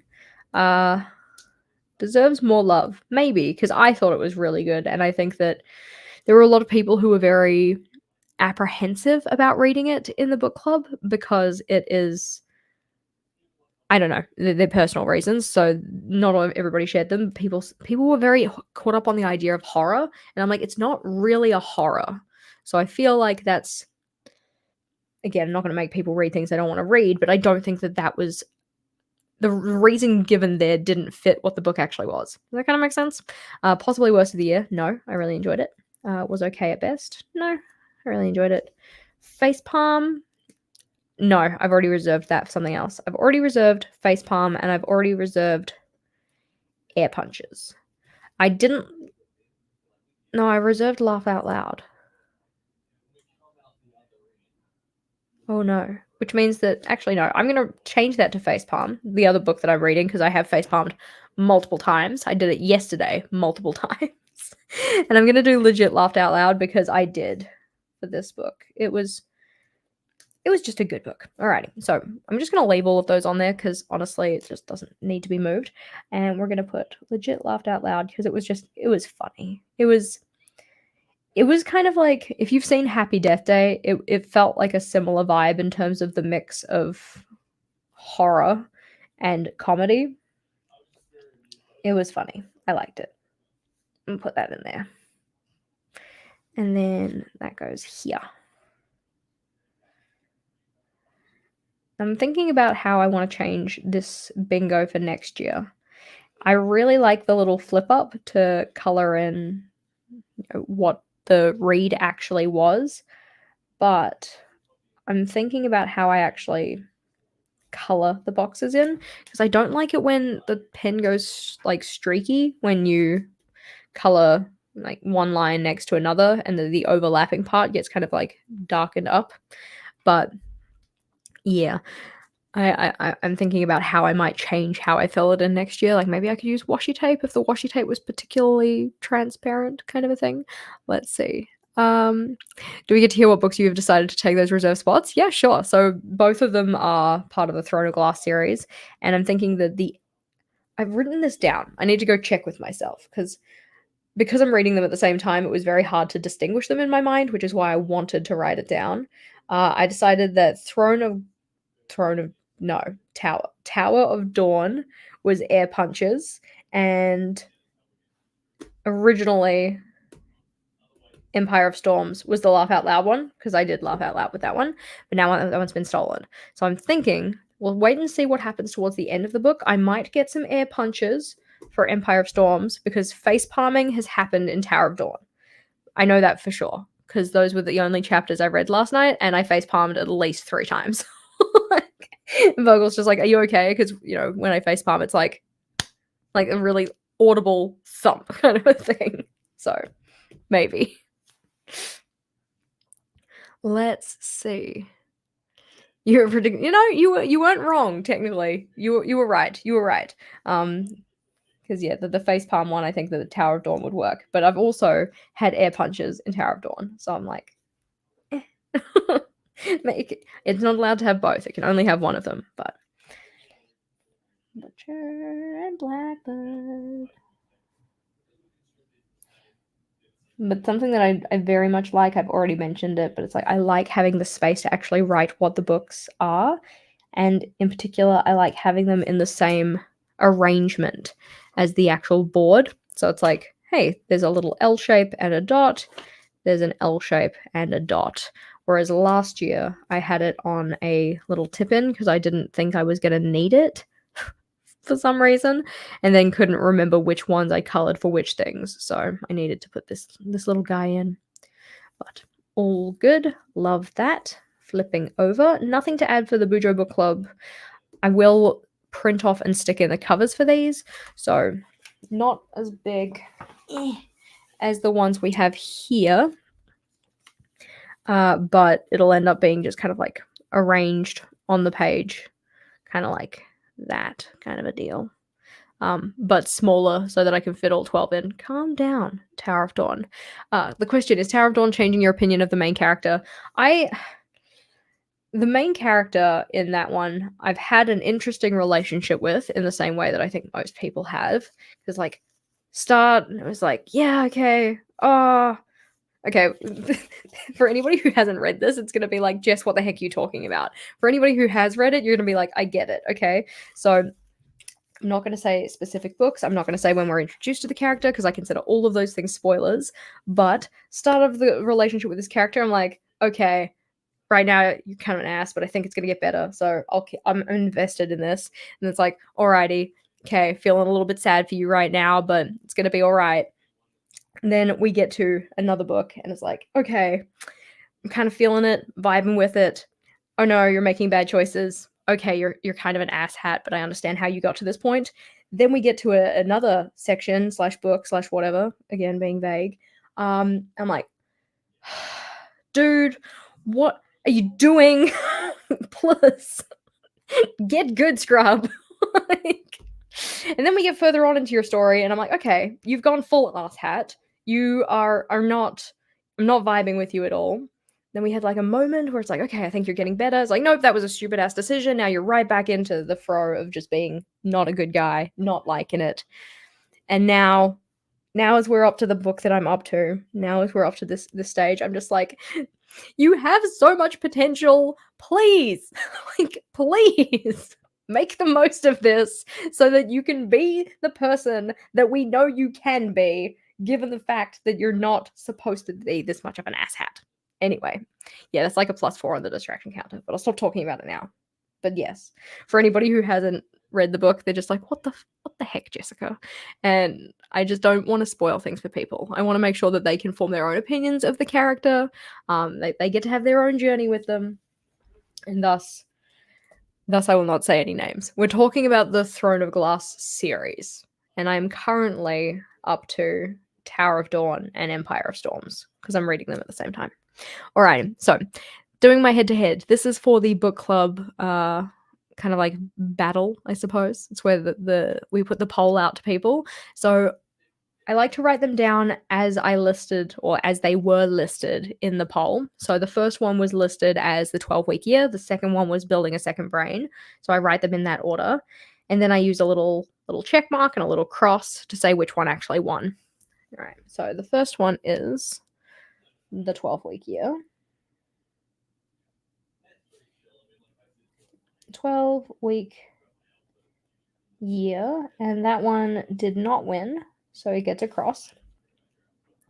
And that means the next one got a check mark. Okay, so I have started calling this guy, all right, and I'd be curious to know, what do you call that symbol? I'm going to bring it up closer just in case you're like, I can't see it. I can't see the symbol. This little guy here, if it's going to focus, this one, what do you call that symbol?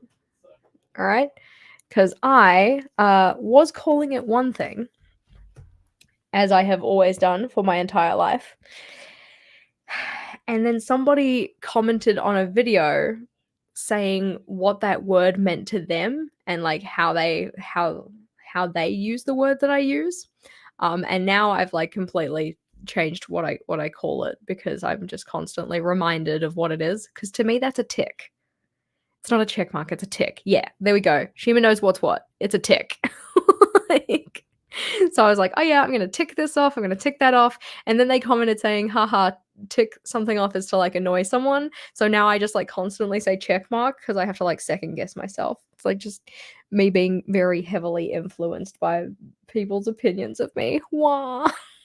Like, don't bully me for my language. And I know it was not a bullying comment at all, like whatsoever, but it's constantly in the back of my mind being like, somebody's gonna be like, haha, you say words dumb. And so I'm like, I'll call it a check mark now, even though it's a tick. Let's see. Brian P. Morgan. Like what? I had somebody else comment on a video, and it was a long video, okay? And I used to often, when I was listing things out, I would say, you know, X, Y, etc. And they commented saying I couldn't get more than 10% of the way through this video because you keep saying etc. wrong. Like, because I say it etc.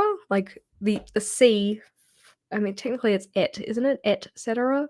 Anyways, I kind of mumble it. So she's like, it's not X, cetera. And I'm like, okay, that's great. Sorry. Please don't bully me for my accent. But so now you guys might have noticed I don't say that anymore. I say so on and so forth, like much more regularly, because these are the kind of things that get to me. Anyways, building a second, can you spell second brain by Tiago Forte?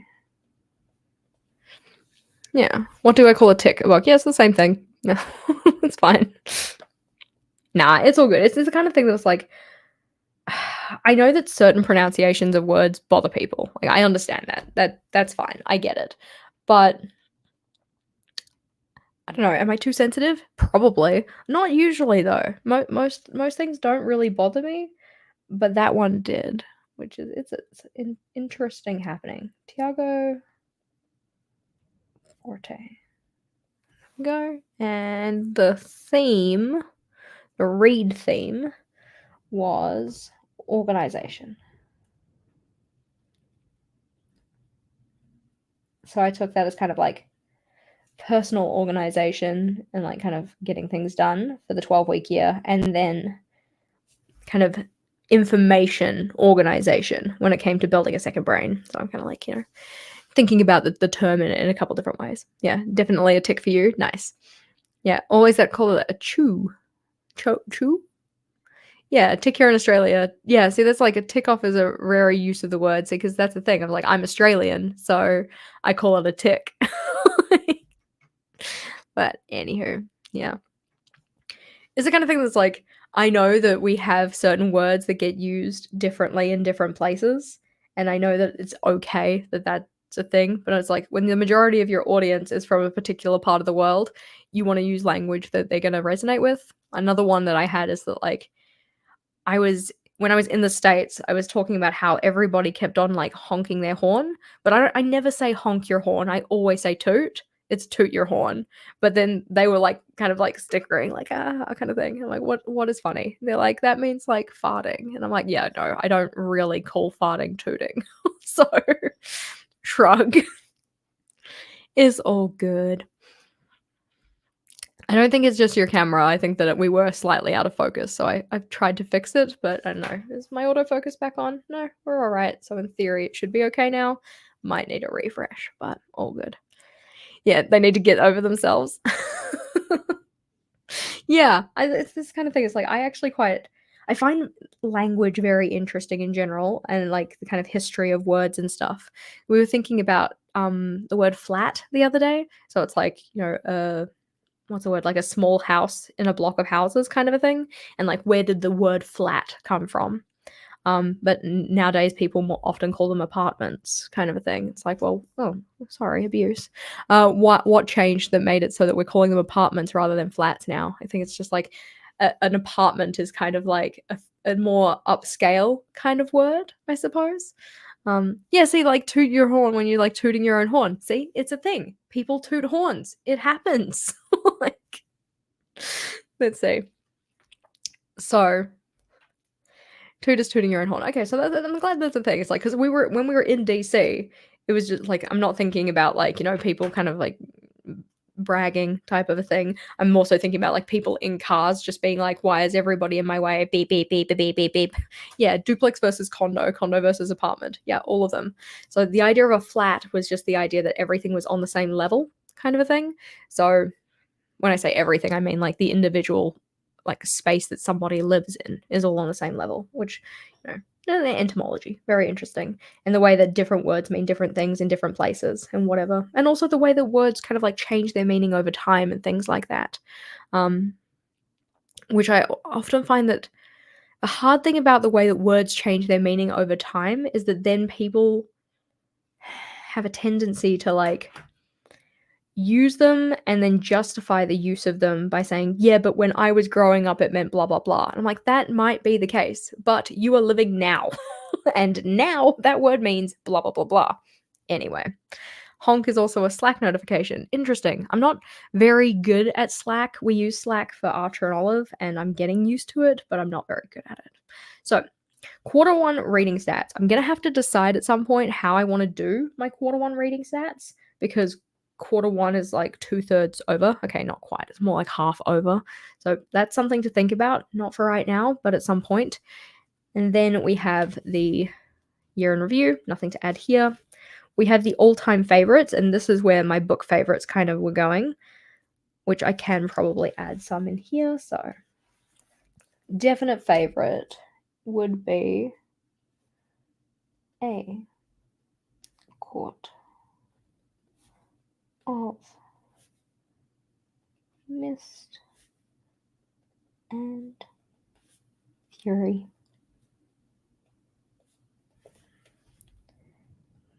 Sarah J. Maas. I loved that book. It was great. And I've convinced Vogel to read ACOTAR, so he started reading it yesterday, which is great. He's like on to chapter 3. The conversation went effectively like this. Vogel was like, I'm up to chapter 3. Like, don't let me forget. And I was like, okay, how are you finding it so far? And he's like, I hate insert name here. she's a bitch. I'm just like, yep, that's fair. So I messaged it to Rachel and Monica. And Rachel's like, yep, well, it's good that he got that opinion out of the way because it's not going to change. Like, oh no. Anyways, it's very early into the book, so I feel like it's not too much of a spoiler, but it was still funny. So that one's all good. I don't have any nonfiction topics specifically that I want to dive into just yet, but I might just put a little box here because I think it's the kind of thing that I would like a little box to check off or color in. This one I consider to be just like a list item, so it's a small circle, whereas this one I actually want to do something with. So yeah, you started ACOTAR yesterday too. Nice, and you finished ACOTAR yesterday. Oh my gosh. Well, I hope you love A Court of Mist and Fury because like legit, that is probably one of my most favorite books ever. It's weird. You usually don't think of the second book in a series being your absolute favorite of all time. But it was great. It gave me like massive book hangover, but I wasn't allowed to start the next one right away, and I was sad about it. Let's see. Nonfiction suggestion, Burnout by. Yeah, I've read that one. I gave it 2-star. It wasn't really for me. This was one that we read for book club. And I think the thing that got me about this book is that from memory there were like 3 sections or 2 sections, and then like the first one felt like it was kind of about the title topic, and then the other 2 didn't really feel like they were really about the title topic. Does that kind of make sense? Yeah. So I've read this one. I know that they have other books that have gotten positive receptions, so I'm interested. Let's see. Flipping on over. This one is going to be a book to screen kind of thing, which is where I was kind of like also toying with the idea of like, well, maybe How Dare You? Decisive is a great book. You know, we're gonna reread it. We're gonna reread it for book club. Anyways, so I've got a book club buddy reads, or rather just buddy reads in general, and then a book to screen, which is gonna go this way.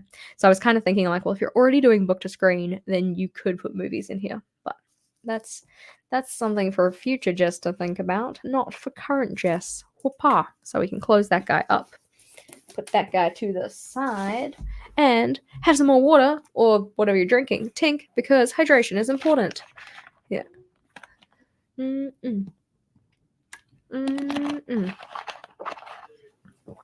we go.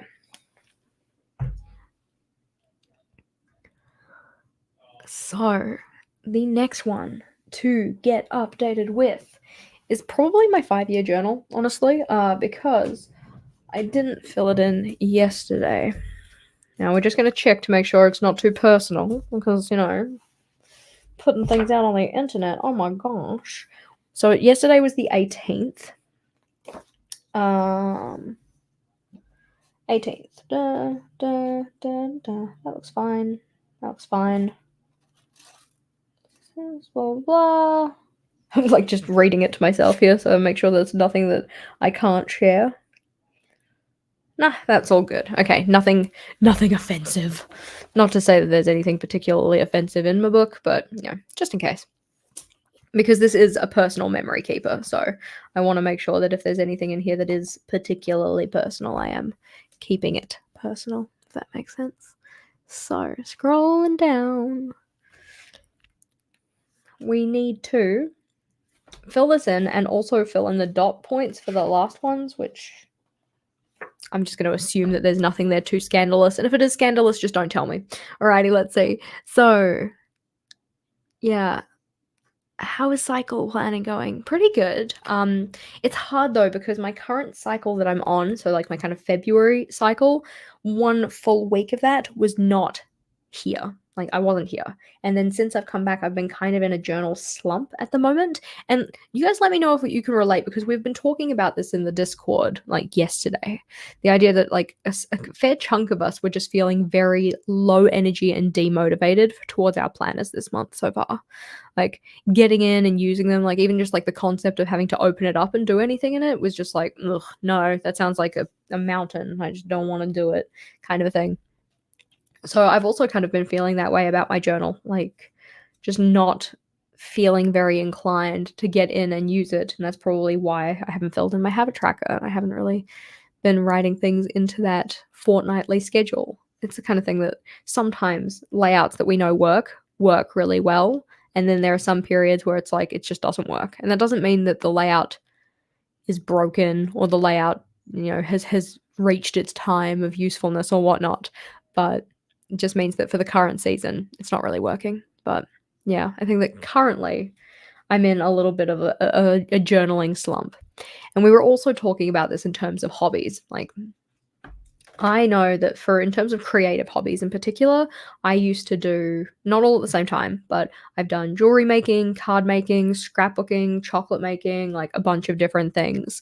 And they all had not a very short lifetime, but the lifetime was distinctly finite. Like they were not my forever hobby kind of a thing. And so we were thinking about, like, for as long as we've been bullet journaling, like, are we getting to the end of this kind of thing? That's not to say we are. Okay, this was us just musing and things like that. But that idea, like, just because we're in a slump right now doesn't mean we're going to be in a slump forever, and it's okay to, like, have periods where it isn't, you're not vibing with it kind of a thing. So it's like right now maybe we're in a not kind of vibing time, I suppose. Let's see, questions. How far in are we? Oh, you've been napping. It's been a long week, and you're behind on your YouTube videos. We've been here for about 2 hours now. We're still doing some work. I don't know how many more collections we have to check in with, but we're still doing some work. Let's see. You think you're too new to using one that you haven't hit any burnout yet? Nice.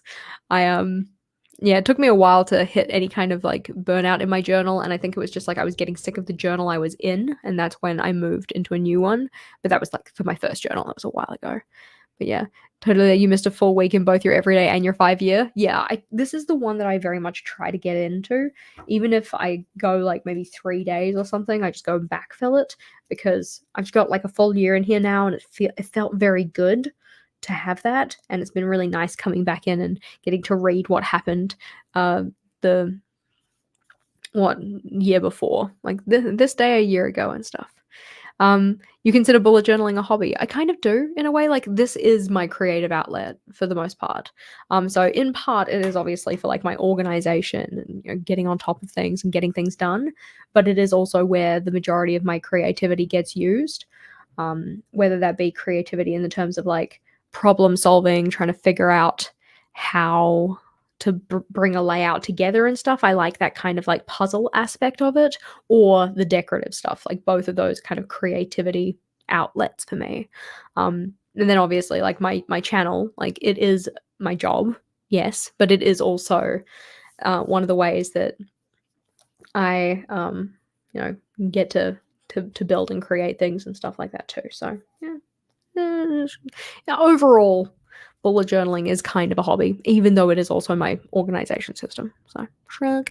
I'd say definitely in a creative slump. Yeah, your poor crochet hooks. I would love to learn to crochet, because that's also a thing. It's like I like to bunny hop around all of these different creative pursuits, or at least I used to. And this is the only one that's really stuck with me. So I was thinking, like, oh, I should start crocheting. I want to make a little crochet ghost. I think they're just really cute. Do you remember the year-old entries or not really? Some of them I do, some of them not so much. So, like, for instance, this one says, like, filmed and edited 2 videos, prepped 2 more. Like, I don't really remember that. In bed before 11 p.m. I don't remember it, but I'm pleased with myself. Good for me. Stuffed up the release time for today's video because it was a late night? Yes, I probably did. And although I don't remember the instance of it, I can remember how that would have felt. Like, I would have woken up on a Saturday and the video wouldn't have been released, and it would have supposed to have been released, like, 5 hours prior to me waking up, and then just being like, where the heck is it? That kind of thing. But so, like, some of them I remember, some of them not too much. Let's see.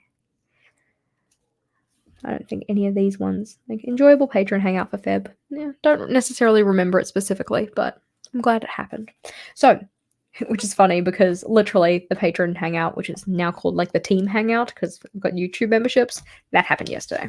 So it was full day on Discord, hanging out with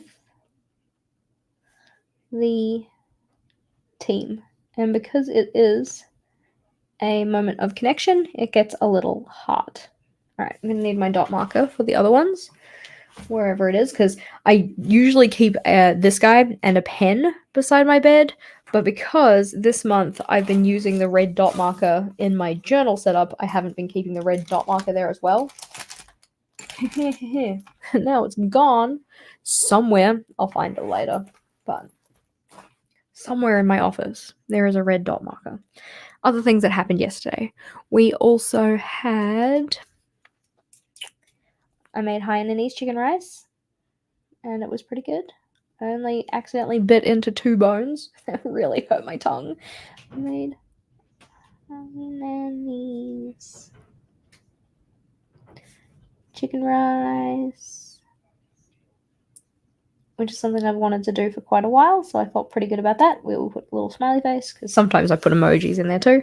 And then a third point, I'm just going to say that Vogel started ACOTAR, because that feels like a memorable moment. Vogel started reading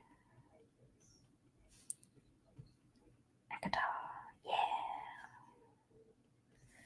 And once I get my red dot marker wherever he's gone, there we go, I found him. We can put dots in for each of those. So I put a dot at the start of any entry. So if an entry goes over multiple lines, then it doesn't necessarily get, like this guy goes over multiple lines, so it's only one. Went to Toyota dealer. Your Toyota people. And then these ones get 1, 2. And so do these ones. Planet Pals podcast launched today. Yay, excellent reception. Already 300 subs and offers to guest star. And then the next point was Galentine's and Monica's with Monica and Rachel. And then this one was the Valentine's dinner. And that was just 1 line. And then the second line for positive podcasting feedback. And again, if you only just got here or recently arrived, the Planet Pals podcast has released on all of your podcast streaming services or whatnot, and you should check it out if you like journaling and planning and stuff. And if you've already checked it out, then you're the real MVP. Planet Pals podcast. I'm gonna put a check mark. No, I'm gonna put an exclamation point. So for me, an exclamation point is like a milestone moment, or like a highlight. So because that one, like, it was the official starting of the podcast, then it gets to have an exclamation point. Galentine's was a moment of connection, so it gets a heart. And then Valentine's dinner with Vogel was a heart because it's a moment of connection. More positive feedback is a check mark because it's like a good positive happening. And then you watched it the day it came out. I'm so glad. It's the kind of thing that, like, starting a new YouTube channel is tricky because obviously it, like, when you publish something on YouTube, it gets pushed out to the people who enjoy watching your content in general. So for me, like, when I publish a video, it goes out to, like, you guys, it gets put on your home feed, it goes into your subscriptions list, that kind of thing, so that then you can see it and then hopefully watch it, in theory, if the topic is of interest to you. Whereas if you start a new channel, it doesn't have any of that kind of previous data to draw on, so it doesn't really know who to show it to, which can then be tricky because it's like, you've put this thing out into the world and YouTube's like, okay, cool, I need to go figure out who this is going to be right for. So it doesn't necessarily know who to show it to. And that's why both Mark and I have posted on our socials being like, hey guys, like, this is new. It's not going to be in your feed because you're not subscribed to it or anything like that. So if you want to go check it out, if you want to go see the conversation that we're having, then you need to jump over here. And that's why I'm really glad that so many people have already subscribed to the channel, because now, like, that subscription tells YouTube, like, oh, hey, they want to see more of this. Like, this is the kind of thing they're interested in. I'll make sure to let them know when something new goes up. Yeah. Let's see. So reached out to a bunch of creators for a collab video. That I did. Check that one. Tick. Red tog. So that's just the general happening. So it's just a dot. Recorded our second episode for the podcast. Tick. That feels like an accomplishment. So it gets a check mark. Went to the Toyota dealer, was just a happening, and then evening reading books. Vogel started reading Akatar, although it does feel like a little bit of an accomplishment. It is just actually a happening. And then made Hainanese chicken rice. That did feel like an accomplishment, so we'll check that off because I've been wanting to do that for a while. Cute. So the bookmark stays here. We don't really have a lot to fill in with this one because we just fill it in once a day pretty much, and then we also have like a little kind of summary blurb thing that gets filled in here, but that one I usually do at the end of the month as well. You just thought of an idea for the stories journal. You could do an achievement guides and mark off the ones you get. Nice. Like in terms of like game achievements. Yeah, you literally just mentioned Fallout. Yeah, that makes sense. Let's see. As a fan of you and Mark, I watched it as soon as it came out. Yay! I'm so glad.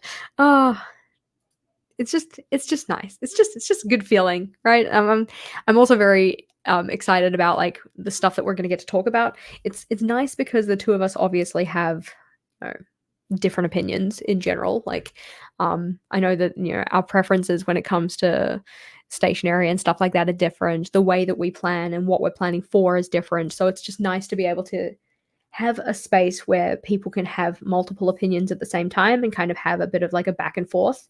And I know that's something that's really important to both myself and Mark is the idea of like community engagement and getting to kind of have other people's opinions brought into it as well. So like in our next episode, we already had some people email us or reach out on Instagram with some questions. So we made sure to like answer those questions in the video. So it's like, yeah, you guys are kind of like helping us build this as we go. Does that kind of make sense? Yeah. Anywho, very, very pleased with that so far. So if we jump into my everyday journal, we're not going to do too much in here because, as I said, I've kind of been neglecting it. Like if we go and have a look at this guy, this is supposed to be something that I fill in every single day. We are currently in week 8. We're in week 8? Yeah, we're currently in week 8, and I haven't filled in the last 3 weeks for either of these. And to be completely honest, I'm like probably not going to. Like I don't know what happened on any of these. So any filling in that I do would be a guess at best. Like I know that for instance in week 6 there are several days here that would get the 10-minute fill in because they were the days that I was doing what's the word? Like a lot of kind of like manual labor, I suppose, with my helping my parents declutter and moving boxes and stuff like that. So like technically speaking there was distinct movement in those, but in terms of like getting to bed by a certain amount of time, nah, probably not. I have no idea when that happened. I also don't necessarily know about this one either because I just haven't been filling it in because like again it's like week 8. Where week 8 is now. We've got that many weeks. It's like oof, it's like half a tracker, but yeah, shrug. I don't know. We'll figure it out. But what I do want to note is that I have updated my reading journal. So like I said, like this is the checklist that says like all the stuff. And then because this happened on Monday, I can cross off on Monday. I updated the reading journal. On Monday, I updated the yearly collections. We haven't looked at the long-term collections much, but we will half cross it off. And I wasn't necessarily intending on doing my 5-year journal, but we did do that as well. So having a quick look through the long-term collections, because we did start it, so it'd be nice to make sure that we've had a look at all of the pages. I don't expect there to be too much to write down, but it's always good to do a complete job. It's this kind of like opportunity to reset back to everything is up to date, if that kind of makes sense. Because with having been away, I just felt like everything was behind. I mean, I still feel kind of behind, but... So nothing to add here, nothing to add on the index, nothing to add on the collection ideas or the Bujo themes. Yeah, you're thinking about cutting the habit tracker. Yeah, I mean, that's completely fair. If you're like, for me, for instance, like I'm not filling it in right now, and I'm thinking like, well, okay, is putting it into my journal just going to cause a lot of kind of like negative feelings about like, oh, you're not filling it in, you're not doing the stuff that you're supposed to be doing, rah, rah, rah. So should I just leave it out? Or do I just give it another go and like try again? But I'm not too sure at this stage. Okay, so this is the section in my journal that I I don't like this. I mean, I like it in general, but I don't like it for what else I have set up in here because it doesn't fit the same format. And this is the stuff that would probably get moved over if I made it a stories journal. So like you can see, like the books list, I've already got books in here, but all of that has been moved over. So shrug. Games, skills, haven't filled that in yet. Nothing to add to my wish list, but I can check off that I did get a lip scrub and I did get a scrunchie because my secret Santa got it for me. Thank you, Monica. We got a better printer. Finally! Oh my gosh! My new printer is so much better than my last one. Stick storage, replacement tombos, cocktail glass.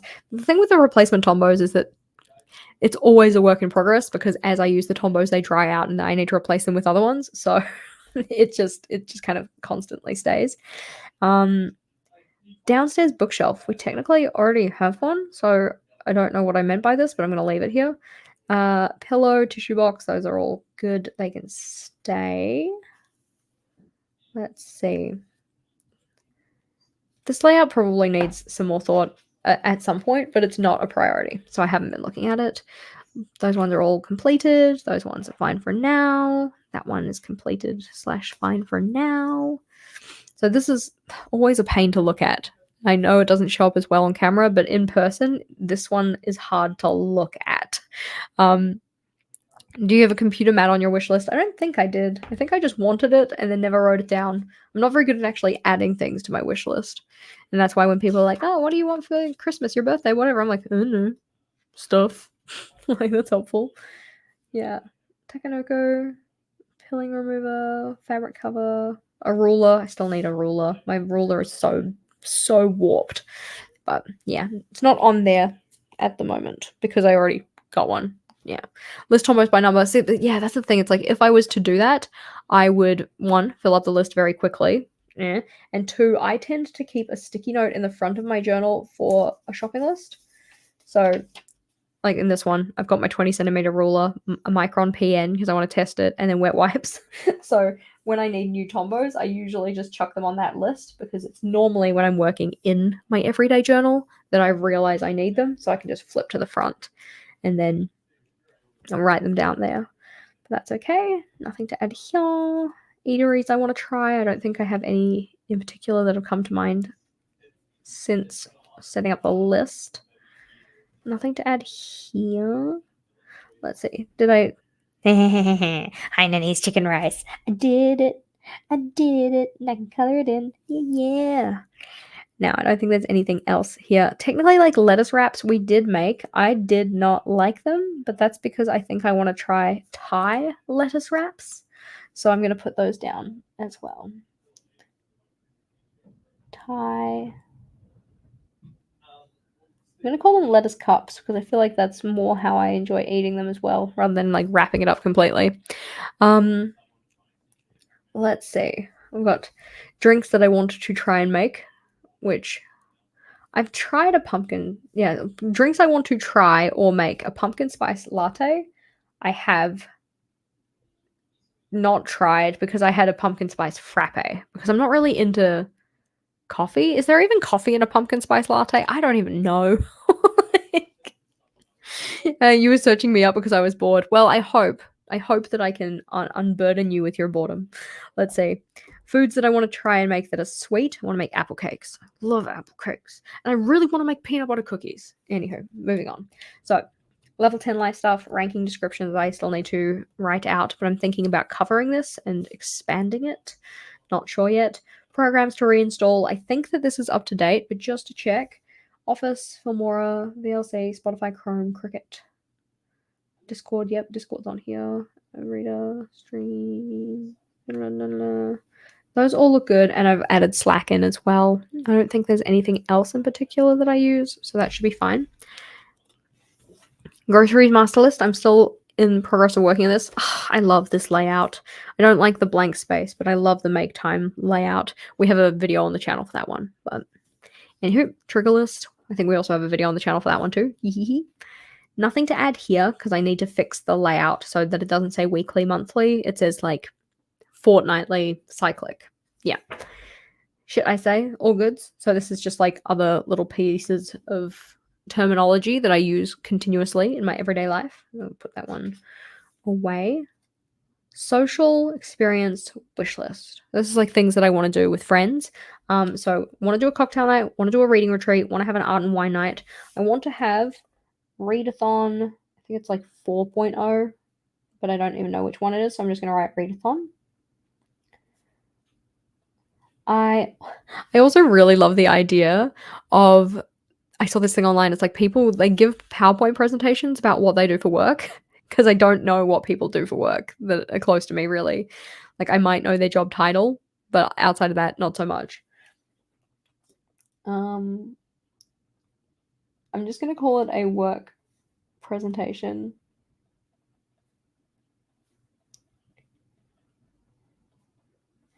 Evening.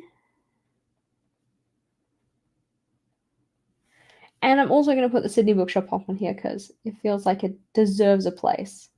Sydney Bookshop Hop. Alrighty. If you're like, Jess, what the heck is this? You've said this multiple times. So the Sydney Bookshop Hop is effectively funnily enough, it's in Sydney, and funnily enough, we're going to go to some bookshops, but anybody's welcome to come along. So we're going to head over to Sydney. We're going to go to bookshops. We're going to do touristy stuff. It's going to be a great time. It's in like towards the middle to end of October. So if you're in Sydney or want to go to Sydney around that time, feel free to head over and come hang out with us. It's going to be great.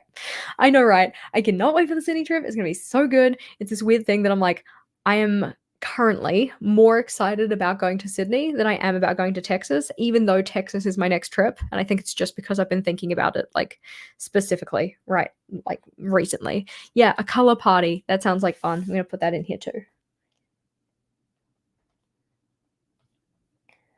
Color party. I also like the idea of a this or that date.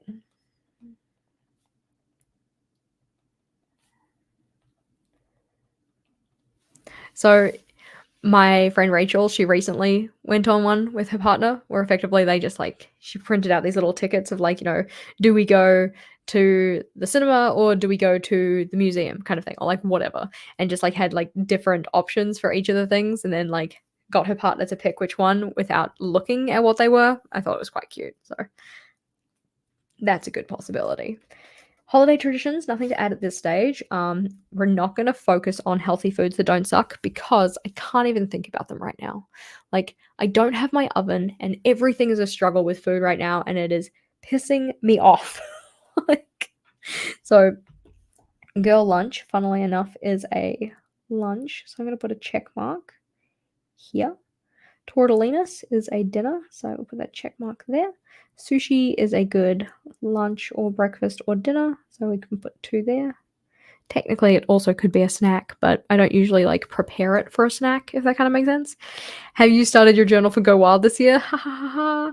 I haven't started it, but I have planned it. We have the most recent bonus video, or like members exclusive video, that one that we did for anybody who's in team In It to Win It and up, that one was us planning the Go Wild journal, like what's going to be in the Go Wild journal.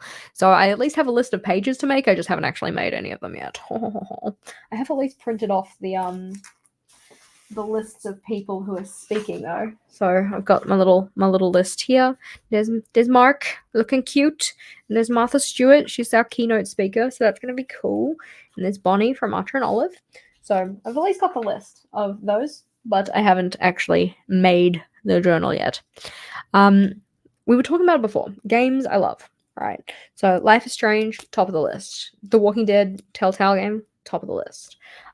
Batman Arkham Asylum, very good. So we'll put that in. Batman Arkham Asylum. 1 S or 2? I don't think it matters. Asylum. There we go. That's how Asylum looks now, even though I don't know if that's right, but still. You're so excited for you to visit Dallas-Fort Worth. Nice. Yeah, I'm very excited to go. I think that just recently, because I've been thinking about Sydney specifically, I'm like more like in it to win it with Sydney. Because that's what I've been planning. But I know that we do need to plan some kind of a meetup in Dallas, Fort Worth as well. Like Asylum. Did I spell it? I didn't put Asylum. I did. I spelt it right. Haha. I'm a undercover wizard. But yeah, I know we need to plan some kind of a meetup in Dallas so that then like people who are either at the conference or around the area or something, we can like meet up and it's nice to meet people in person. I find it enjoyable. Have you tried chickpea pasta? Is that pasta where the noodles are made from chickpeas, or is it like that's part of the sauce? Because both answers are no, but I am intrigued by the idea. So Batman Arkham Asylum and Batman Arkham City, both very good. Batman Arkham City, and I also enjoyed Batman Arkham Knight.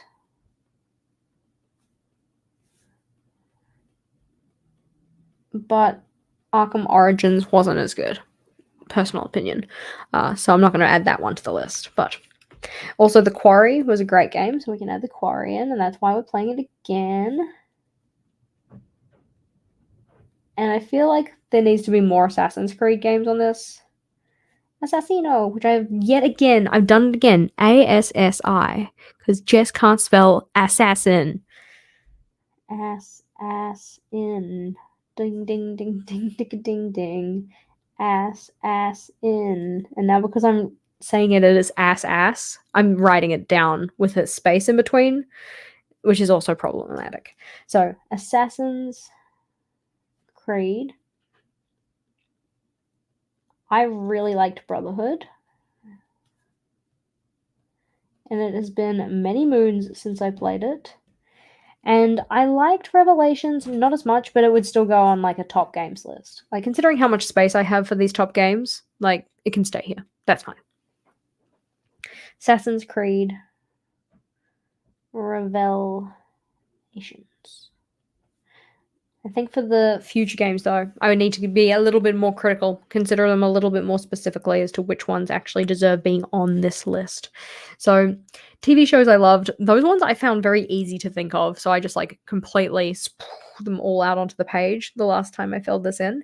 So that's looking good. I don't think I have any to add here. Yeah, the one that I was thinking of is already on the list, so that's looking good. That's fine. Songs I loved. I think I need to find my blue pen. I think it was this one. I mean, that's the only one that looks kind of blue, so I'm going to put that there. And the other one that I've been very much enjoying at the moment, I actually used it on the reel that I put out today, so you can just go to the reel and find it there. Because that one's what? Beautiful Things by Benson Boone, I guess. It's this hard thing because I feel like a lot of the songs that get used on like reels and TikToks and all of that kind of stuff, the soundbite that they use is awesome, and then the rest of the song is like okay. Does that make sense? There have been a couple of songs like that where the soundbite is just a really it's like a vibe, but then the rest of the song doesn't really match it in the same way. So I'm like, okay. But this one, it kind of builds, but I really like the payoff. Beautiful things. Things. Make sure I spell it right. Benson. There we go. Love it. Done. Excellent. That's looking good. That's looking good. And we can put that in there. Let's see. Got to go to your next meeting. Have fun at your meeting. Yeah. And I'm glad that you like the song too. That one's a pretty good one. And I kind of started to go back through thinking about like, you know, previous songs that I've really enjoyed, like which ones would be on like Jess's greatest hits album kind of a thing. So something like Black Dress by Kiss Chasey was a song that was like such such a vibe we first got into it. I don't even know if it was when it first came out, but I listened to that when I was in like early high school, and me and my friends were all like obsessed with it. So that got to go on the list. Even though nowadays I'm like, it's a good song, but it's not necessarily one of my like current favorites. These are like historic favorites, ones that like I could never get out of my head type of a thing. So I do enjoy coming back to this list and just being like, I should turn this into like an actual playlist. But after that, we then have a bunch of pages that don't have anything on them. Started numbering the corners of some of them because Arch and Olive doesn't have page numbers, so we have some page numbers, but not on the other side because YOLO. And nothing to add to my swatches as of yet. I mean, like, technically speaking, I do need to, at some stage, swatch my mild liners and the Faber-Castell Pitt Artist Pens and the Ohuhu markers, but that is not a job for current me. Like, future me's problem, very much, because that one's going to be more like a project, not just like a chill journal with me kind of time. All right, let's do a little check. So the last one to really update is this guy here. And the nice part is that I've already drawn this up for this week in terms of where like my daily logging is going to be, or what I'm doing is daily logging now. And because I do fortnightly layouts, I've already got the weekdays shoved in here. But I would like to go through and just actually specify what's happening on each of them. Trying to get myself to use it is this hard thing that, like, because it's 2 weeks together and this one hasn't been used, I know that just straight off the bat, my motivation to use this side is going to be way lower. But I think that if I can make a really good, like, valiant effort to get in and fill this in, I'm going to hopefully kind of kickstart myself for using my pages for March, because this is the last week in my current cycle. So if you're like, Jess, what the heck are you talking about? I don't do monthly planning anymore, really. I do cyclic planning. So cycle 2 for me goes from the 29th of January to the 25th of February. So this is the current week we're in. This is the last week of my 4-week cycle, which means next week is going to be my next cycle 3, which means this week we're going to have the cycle 3 set up. But I really want to make sure that I've kind of like done as well as I possibly can to get myself out of this kind of journaling funk before I set that up, because I want to hit the ground running. I really want to finish this quarter, the first 3 cycles. I really want to finish that strong, okay? So for the next cycle 3, or effectively what other people would call March, I really want to make sure that I have everything set up before that kicks off. Like, before we get to the end of this week or before we get to the start of next week, I really want to make sure that everything is filled in terms of, like, you know, my actions list is written out, everything is set up, everything is populated, so I know exactly what I need to do so I can really get back into work and get some work done. Because having a look at my calendar for this year, obviously, I had a week away in February. I'm having another week away in April.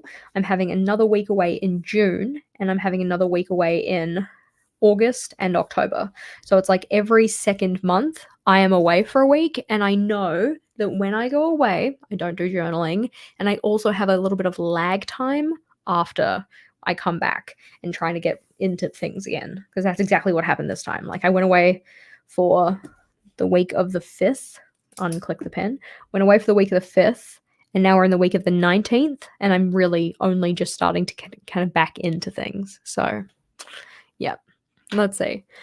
Question. I love a question. Are you buying anything from the spring release? It'd be fun to do a live stream, make your shopping list again. 100% we will do a live stream for that. So stay tuned later this week when they release the full release blog post. We will for sure have some kind of a live stream about that, because I find them really fun. It's just nice to kind of look through the stationery items and talk about, like, you know, which ones are you guys going to get? What am I going to get? Like, build a little hype. Yay for us. I enjoy it, at least. So yeah, I need to kind of like kickstart that. So what we're going to do is we're going to get this elastic out of the way. Otherwise, I'm going to have to try and write on it. And that'll irritate me. It'll irk me. We're going to fill this in. It also feels quite interesting because, like, obviously, I haven't had a live stream so far in February, and when I go away, oftentimes, live streams get missed and stuff. So coming back to today and like having my live stream had this like weird nervousness, like, oh gosh, like, um, not like what if nobody shows up or anything, but it's just like, what if I've forgotten how to do a live stream? Like, not that I have, but still. Anywho, tink, water is good for us. Mm-mm. Hydration is important. When you say, would you ever make a collab with Erin? Who are we talking about? Because I have 3 Erins come to mind. Are we talking Erin Smith? Are we talking Erin Floater? Or are we talking Erin Condren? There are probably other Erins, but those are all the ones that I can think of in terms of the planning space. Because technically, yes. Yes is the answer. I would totally collaborate. I'm very big on the idea of collaboration at the moment and trying to make kind of crossovers with other channels and stuff so that then like we can get like different perspectives and stuff. 100% hands down, yes, I would do a collab with Erin Smith. She is a gem. We love Erin Smith. If you haven't seen Erin's work, she is also on YouTube, Instagram, all the places. But she's based in Brisbane in Australia. She's a very good egg. And currently she's working in a kind of more like watercolor journal. So she's just trying to kind of build up her watercoloring skills through her setups. But she also has done previously a lot of kind of like scrapbooking, kind of like paper sticking in, washi taping kind of style where like things are kind of like stuck into the journal. So because that was something that she kind of like started building an audience on, she has done a giveaway journal that she hosted like a giveaway for at the end of last year. She's already given the journal away, but she filmed all of the setups. So she gets 2 videos out a month that are like journal setup videos, one of them being in her own personal journal and one of them being the giveaway journal. But she's a good egg. We like Erin. Would totally collaborate with her. So today the main thing is going to be, so that's what the gray dot means. It's like my kind of focus task for the day. So podcast edits, because Mark has sent me the rough cut, so I want to do that.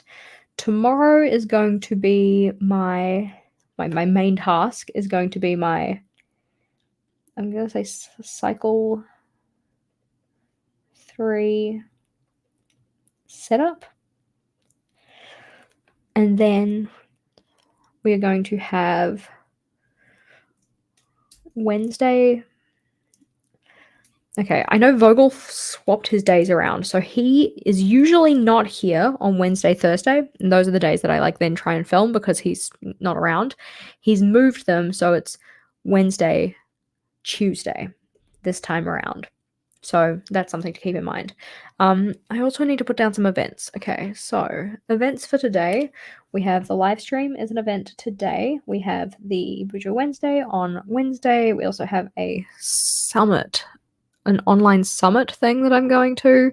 Like, I'm not talking at it or anything. I'm just attending because, interesting.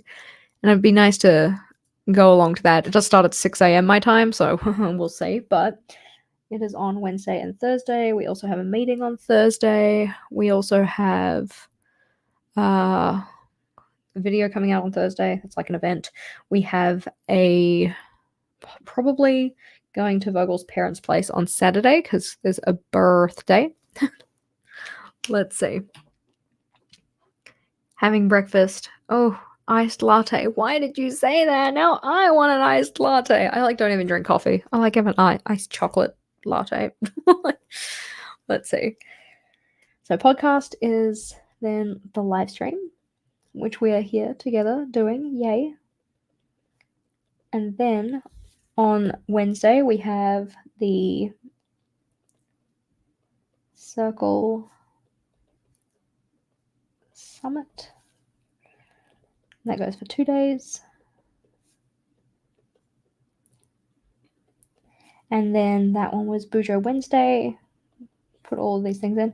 So one of the things that we talked about in last week's video, which it's one of those, like last week's video was kind of a niche topic. So I know that not everybody has probably seen it, but in last week's video, we talked about like how I plan for a new setup, like what's my process for thinking of like, what am I going to need? What are the layouts of the pages, all of that kind of thing.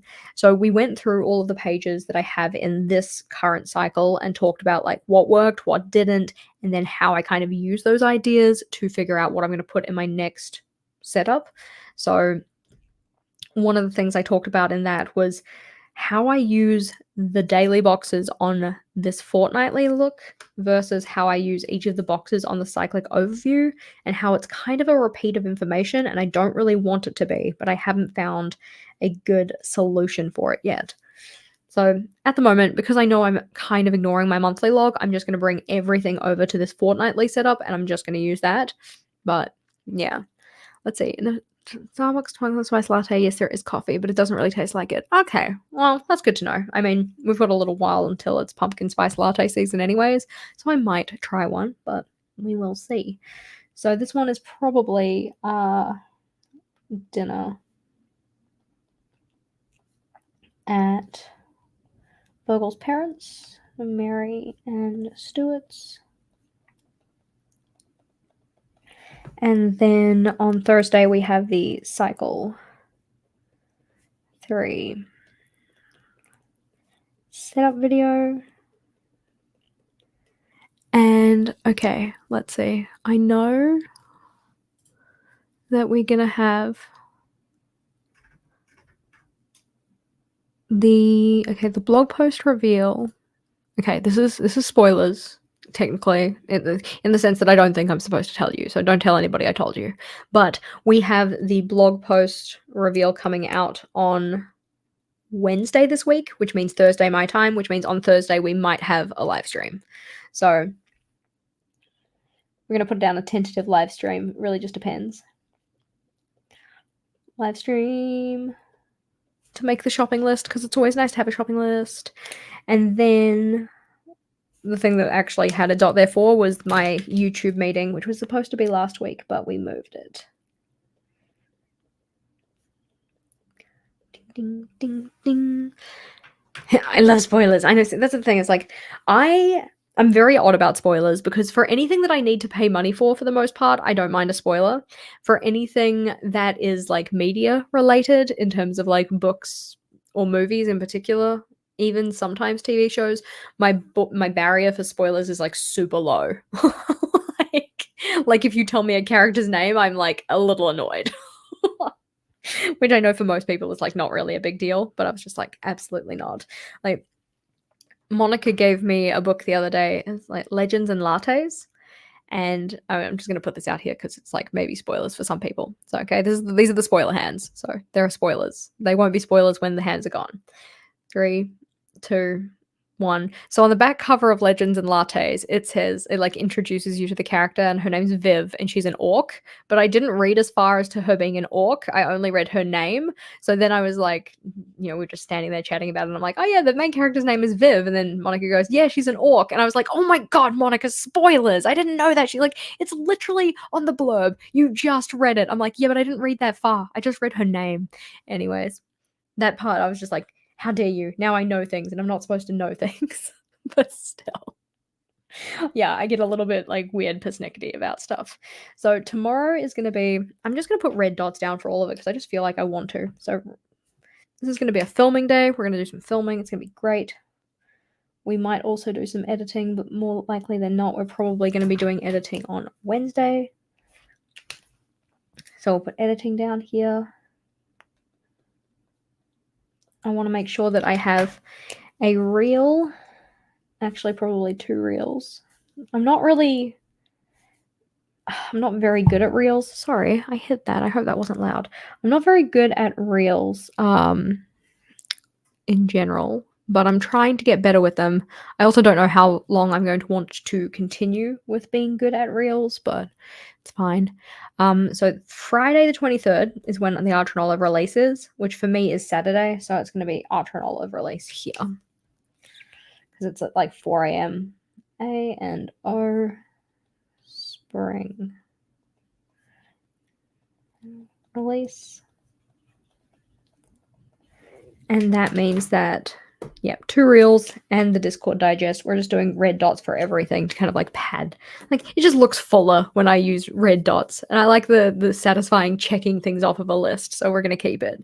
So that's gonna be the A&O reel, and that's gonna be an A&O reel, and that's gonna be an A&O reel. I don't know if I'll actually end up doing these, but if I put them on this little list, then it's more likely to happen, right? So Discord digest, which is effectively just like a little blurb of like stuff that's been happening in the Discord server so that people can kind of see anything that they might have missed. And then that's going to be my regular reel. So I've been doing a little reel series over on Instagram in an attempt to get myself a little bit more comfortable with making short form videos, because I don't really anyways, I don't enjoy making reels as much as I enjoy things like live streams like this, where it's, you know, it feels more conversational and we get to go more in depth with things, and it feels better in my mind. But Instagram doesn't really have that feature. Like they've got lives, but they're vertical. I also just don't like vertical as a format either, but you know, whatever. Yes, Jess is being very negative. I apologize. But as part of that, I'm just trying to get a little bit more comfortable with it by putting myself this challenge of releasing 1 reel a day. And I'm not very good at entertainment-based reels, like, you know, funny kind of stuff. But I'm pretty good, I think, you know, to my own horn here. I'm pretty good at explaining things. And so I wanted to make a little reel series where every day we look at like one type of layout or one bullet journal technique or something, and I explain it in a very short period of time. So for each of the last, I think we're on to like 20-ish days now or something. Let's do a little count, right? Just in case you're not on Instagram, and so that maybe you can see what I'm looking at. So let's see. Dun, dun, dun. Just do a window because it's easier. There we go. Is that what you see? There we go, yeah. So this is the Archer and Olive reel from today, so that's different. And then we've got like little examples of layouts and stuff, and me explaining them and whatnot. So I've been doing quite a few. I did 1, 2, 3, 4, 5, 6, 7, 8, 9, 10, 11, 12, 13, 14, 15, 16, 17, 18, 19, 20. Nice. So I still have to make one for today, but I've been trying to do these little videos there where I just like explain something, give an idea or give a layout.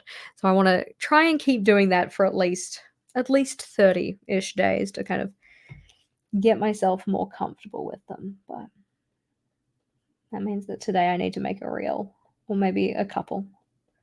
So I should probably put that on my today's checklist. So we'll put that here. Reel making. So the Archer and Olive reel for today has already been posted. The live stream is happening now. The reel, the one that's for me, has not gone out. But we will do some reel making. And I need to prep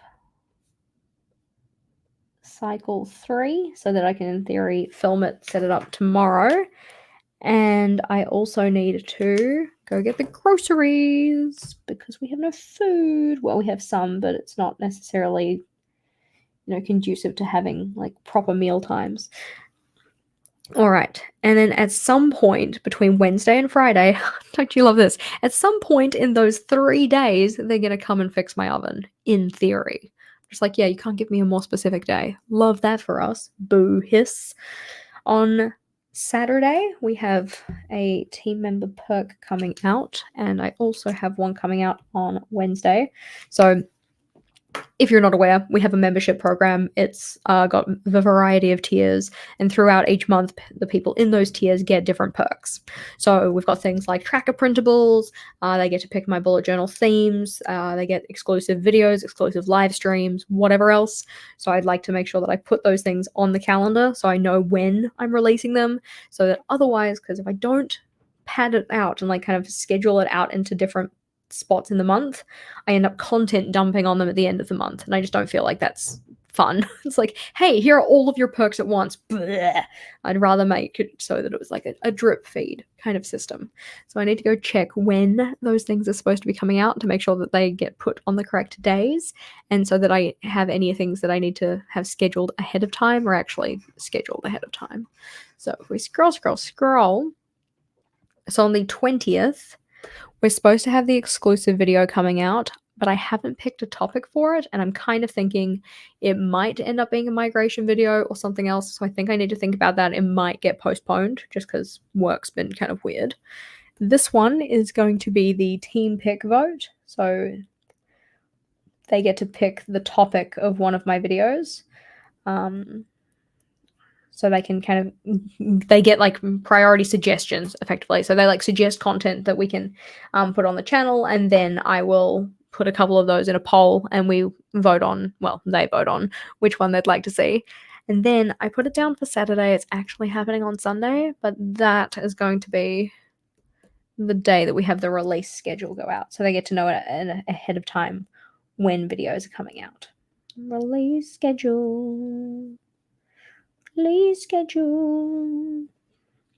And of course, I suppose, if you would like to be part of the team with a capital T, then there should be like a join button or something on the channel. It's usually linked in the description box. You can either join here on Patreon or here on Patreon. Come on Patreon or on YouTube, and the perks for both of those are the same, except for the people who are members on YouTube have a colored name. So anybody who's commented so far that has a colored name that has a little like icon beside their name, they are part of the team with a capital T. And I appreciate them for it. Love, love, love. So that's looking cute. Release schedule's in. Put a dot in here. Doesn't need to be here, but I'm sure that I'll figure out something else that needs to happen. I'm thinking that looks pretty good. We're just going to ignore the fact that I haven't been filling in my habit tracker, but for the sake of having something, I did have an undistracted meal with Bogle yesterday. There we go. Look at me kickstarting my completion of habit filling ins.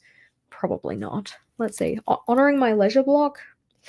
I mean, yeah, technically. We had to hang out the whole day, and that's like half leisure, half work, in the sense that like it's for members only, so technically it is part of my work, but it's always a really good time. So, mindful eating. I don't think I even paid attention to any discomfort I had yesterday, so I don't think that counts. All right. I think it's time for another drink break. Ding, ding, ding, ding. Yum. Delicious. Could be a Coke Zero. I'm trying to like trick myself into thinking that water tastes good. Okay. Having said that, sometimes, like when you're particularly parched and you're like, I just need a drink of water, and you have the drink of water, it's like super satisfying. Most of the time, that's not the case for me. Oh, actually, I need to make sure that I get back to my friend. I don't know, colleague? They're not really a colleague. Person I know. So, respond to... The fact that I don't even remember their name is honestly a really good indication of what they, in theory, like, are to me in terms of title. So, good job, me. Really, really killing it. Patrick. Sorry, Patrick. I know you're not watching this, but sorry, Patrick. There we go. Yeah, my associate. I like that. My associate. Excellent. Your wash is done. Nice.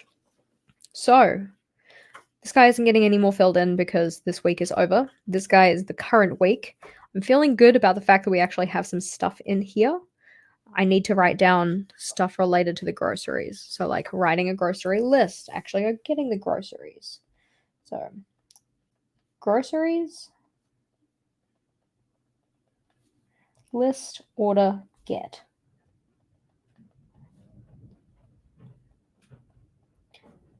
Because we usually order a pickup order from the supermarché, but we don't get them to get everything because I don't like trust them to pick out my vegetables. I'm like kind of picky about it, so I'd rather pick those up myself. But it's like if I don't have to run around the whole store getting a whole bunch of stuff, I would prefer to do as much of that, like have that done before I get there, if that kind of makes sense. You've been trying to update your YouTube channel and sign up for affiliate programs. Chill Vibe invites me to complete things I have been putting off for weeks. Yay! I love it. I love getting things done. I just did a big review of my affiliate programs to make sure that things were actually like where they were supposed to be, because I don't check in with a lot of them very often. And I didn't realize that one of my discount codes just did not work anymore. Like the company just removed it and didn't tell me. I'm like, okay, that was polite. I'm like, hello, we are the team that loves savings. You can't be taking away our abilities to have savings. So I haven't hit them up about it. I don't even know if I will, but I was just like, okay, well, I don't think I didn't notice that. Well, it took me a while to notice, but I still noticed it. Anywho, team. So as a reminder, if you would like to enter to win one of the Typhosi journals, it doesn't have to be this one. Also doesn't have to be the purple one either. We just have, 2 examples. They have a range of colors. If you want to see what those colors are and the notebooks in general, then we do have a link in the description. And we also have a link to the giveaway page. I want you to enter. I want you to win. Best of luck to you. Double fingers crossed. So make sure that you jump over to either of those places and enter the competition. Because yay for winning things and yay for savings. We love savings. Alrighty, gorgeous humans, I am going to skedoodle because I have a grocery list to put together. If you enjoyed today's video, though, make sure to give it a big thumbs up. Our live stream tomorrow, no, not tomorrow, next week is going to be for team members only, team exclusive, but we will have another live stream later this week to put forward our Archer and Olive wish list and see what we're going to get from the spring release. So I'm a skedoodle. Goodbye, gorgeous humans. Have a fabulous rest of your day. I'm glad that you've entered the competition, and I will talk to you next time. Bye!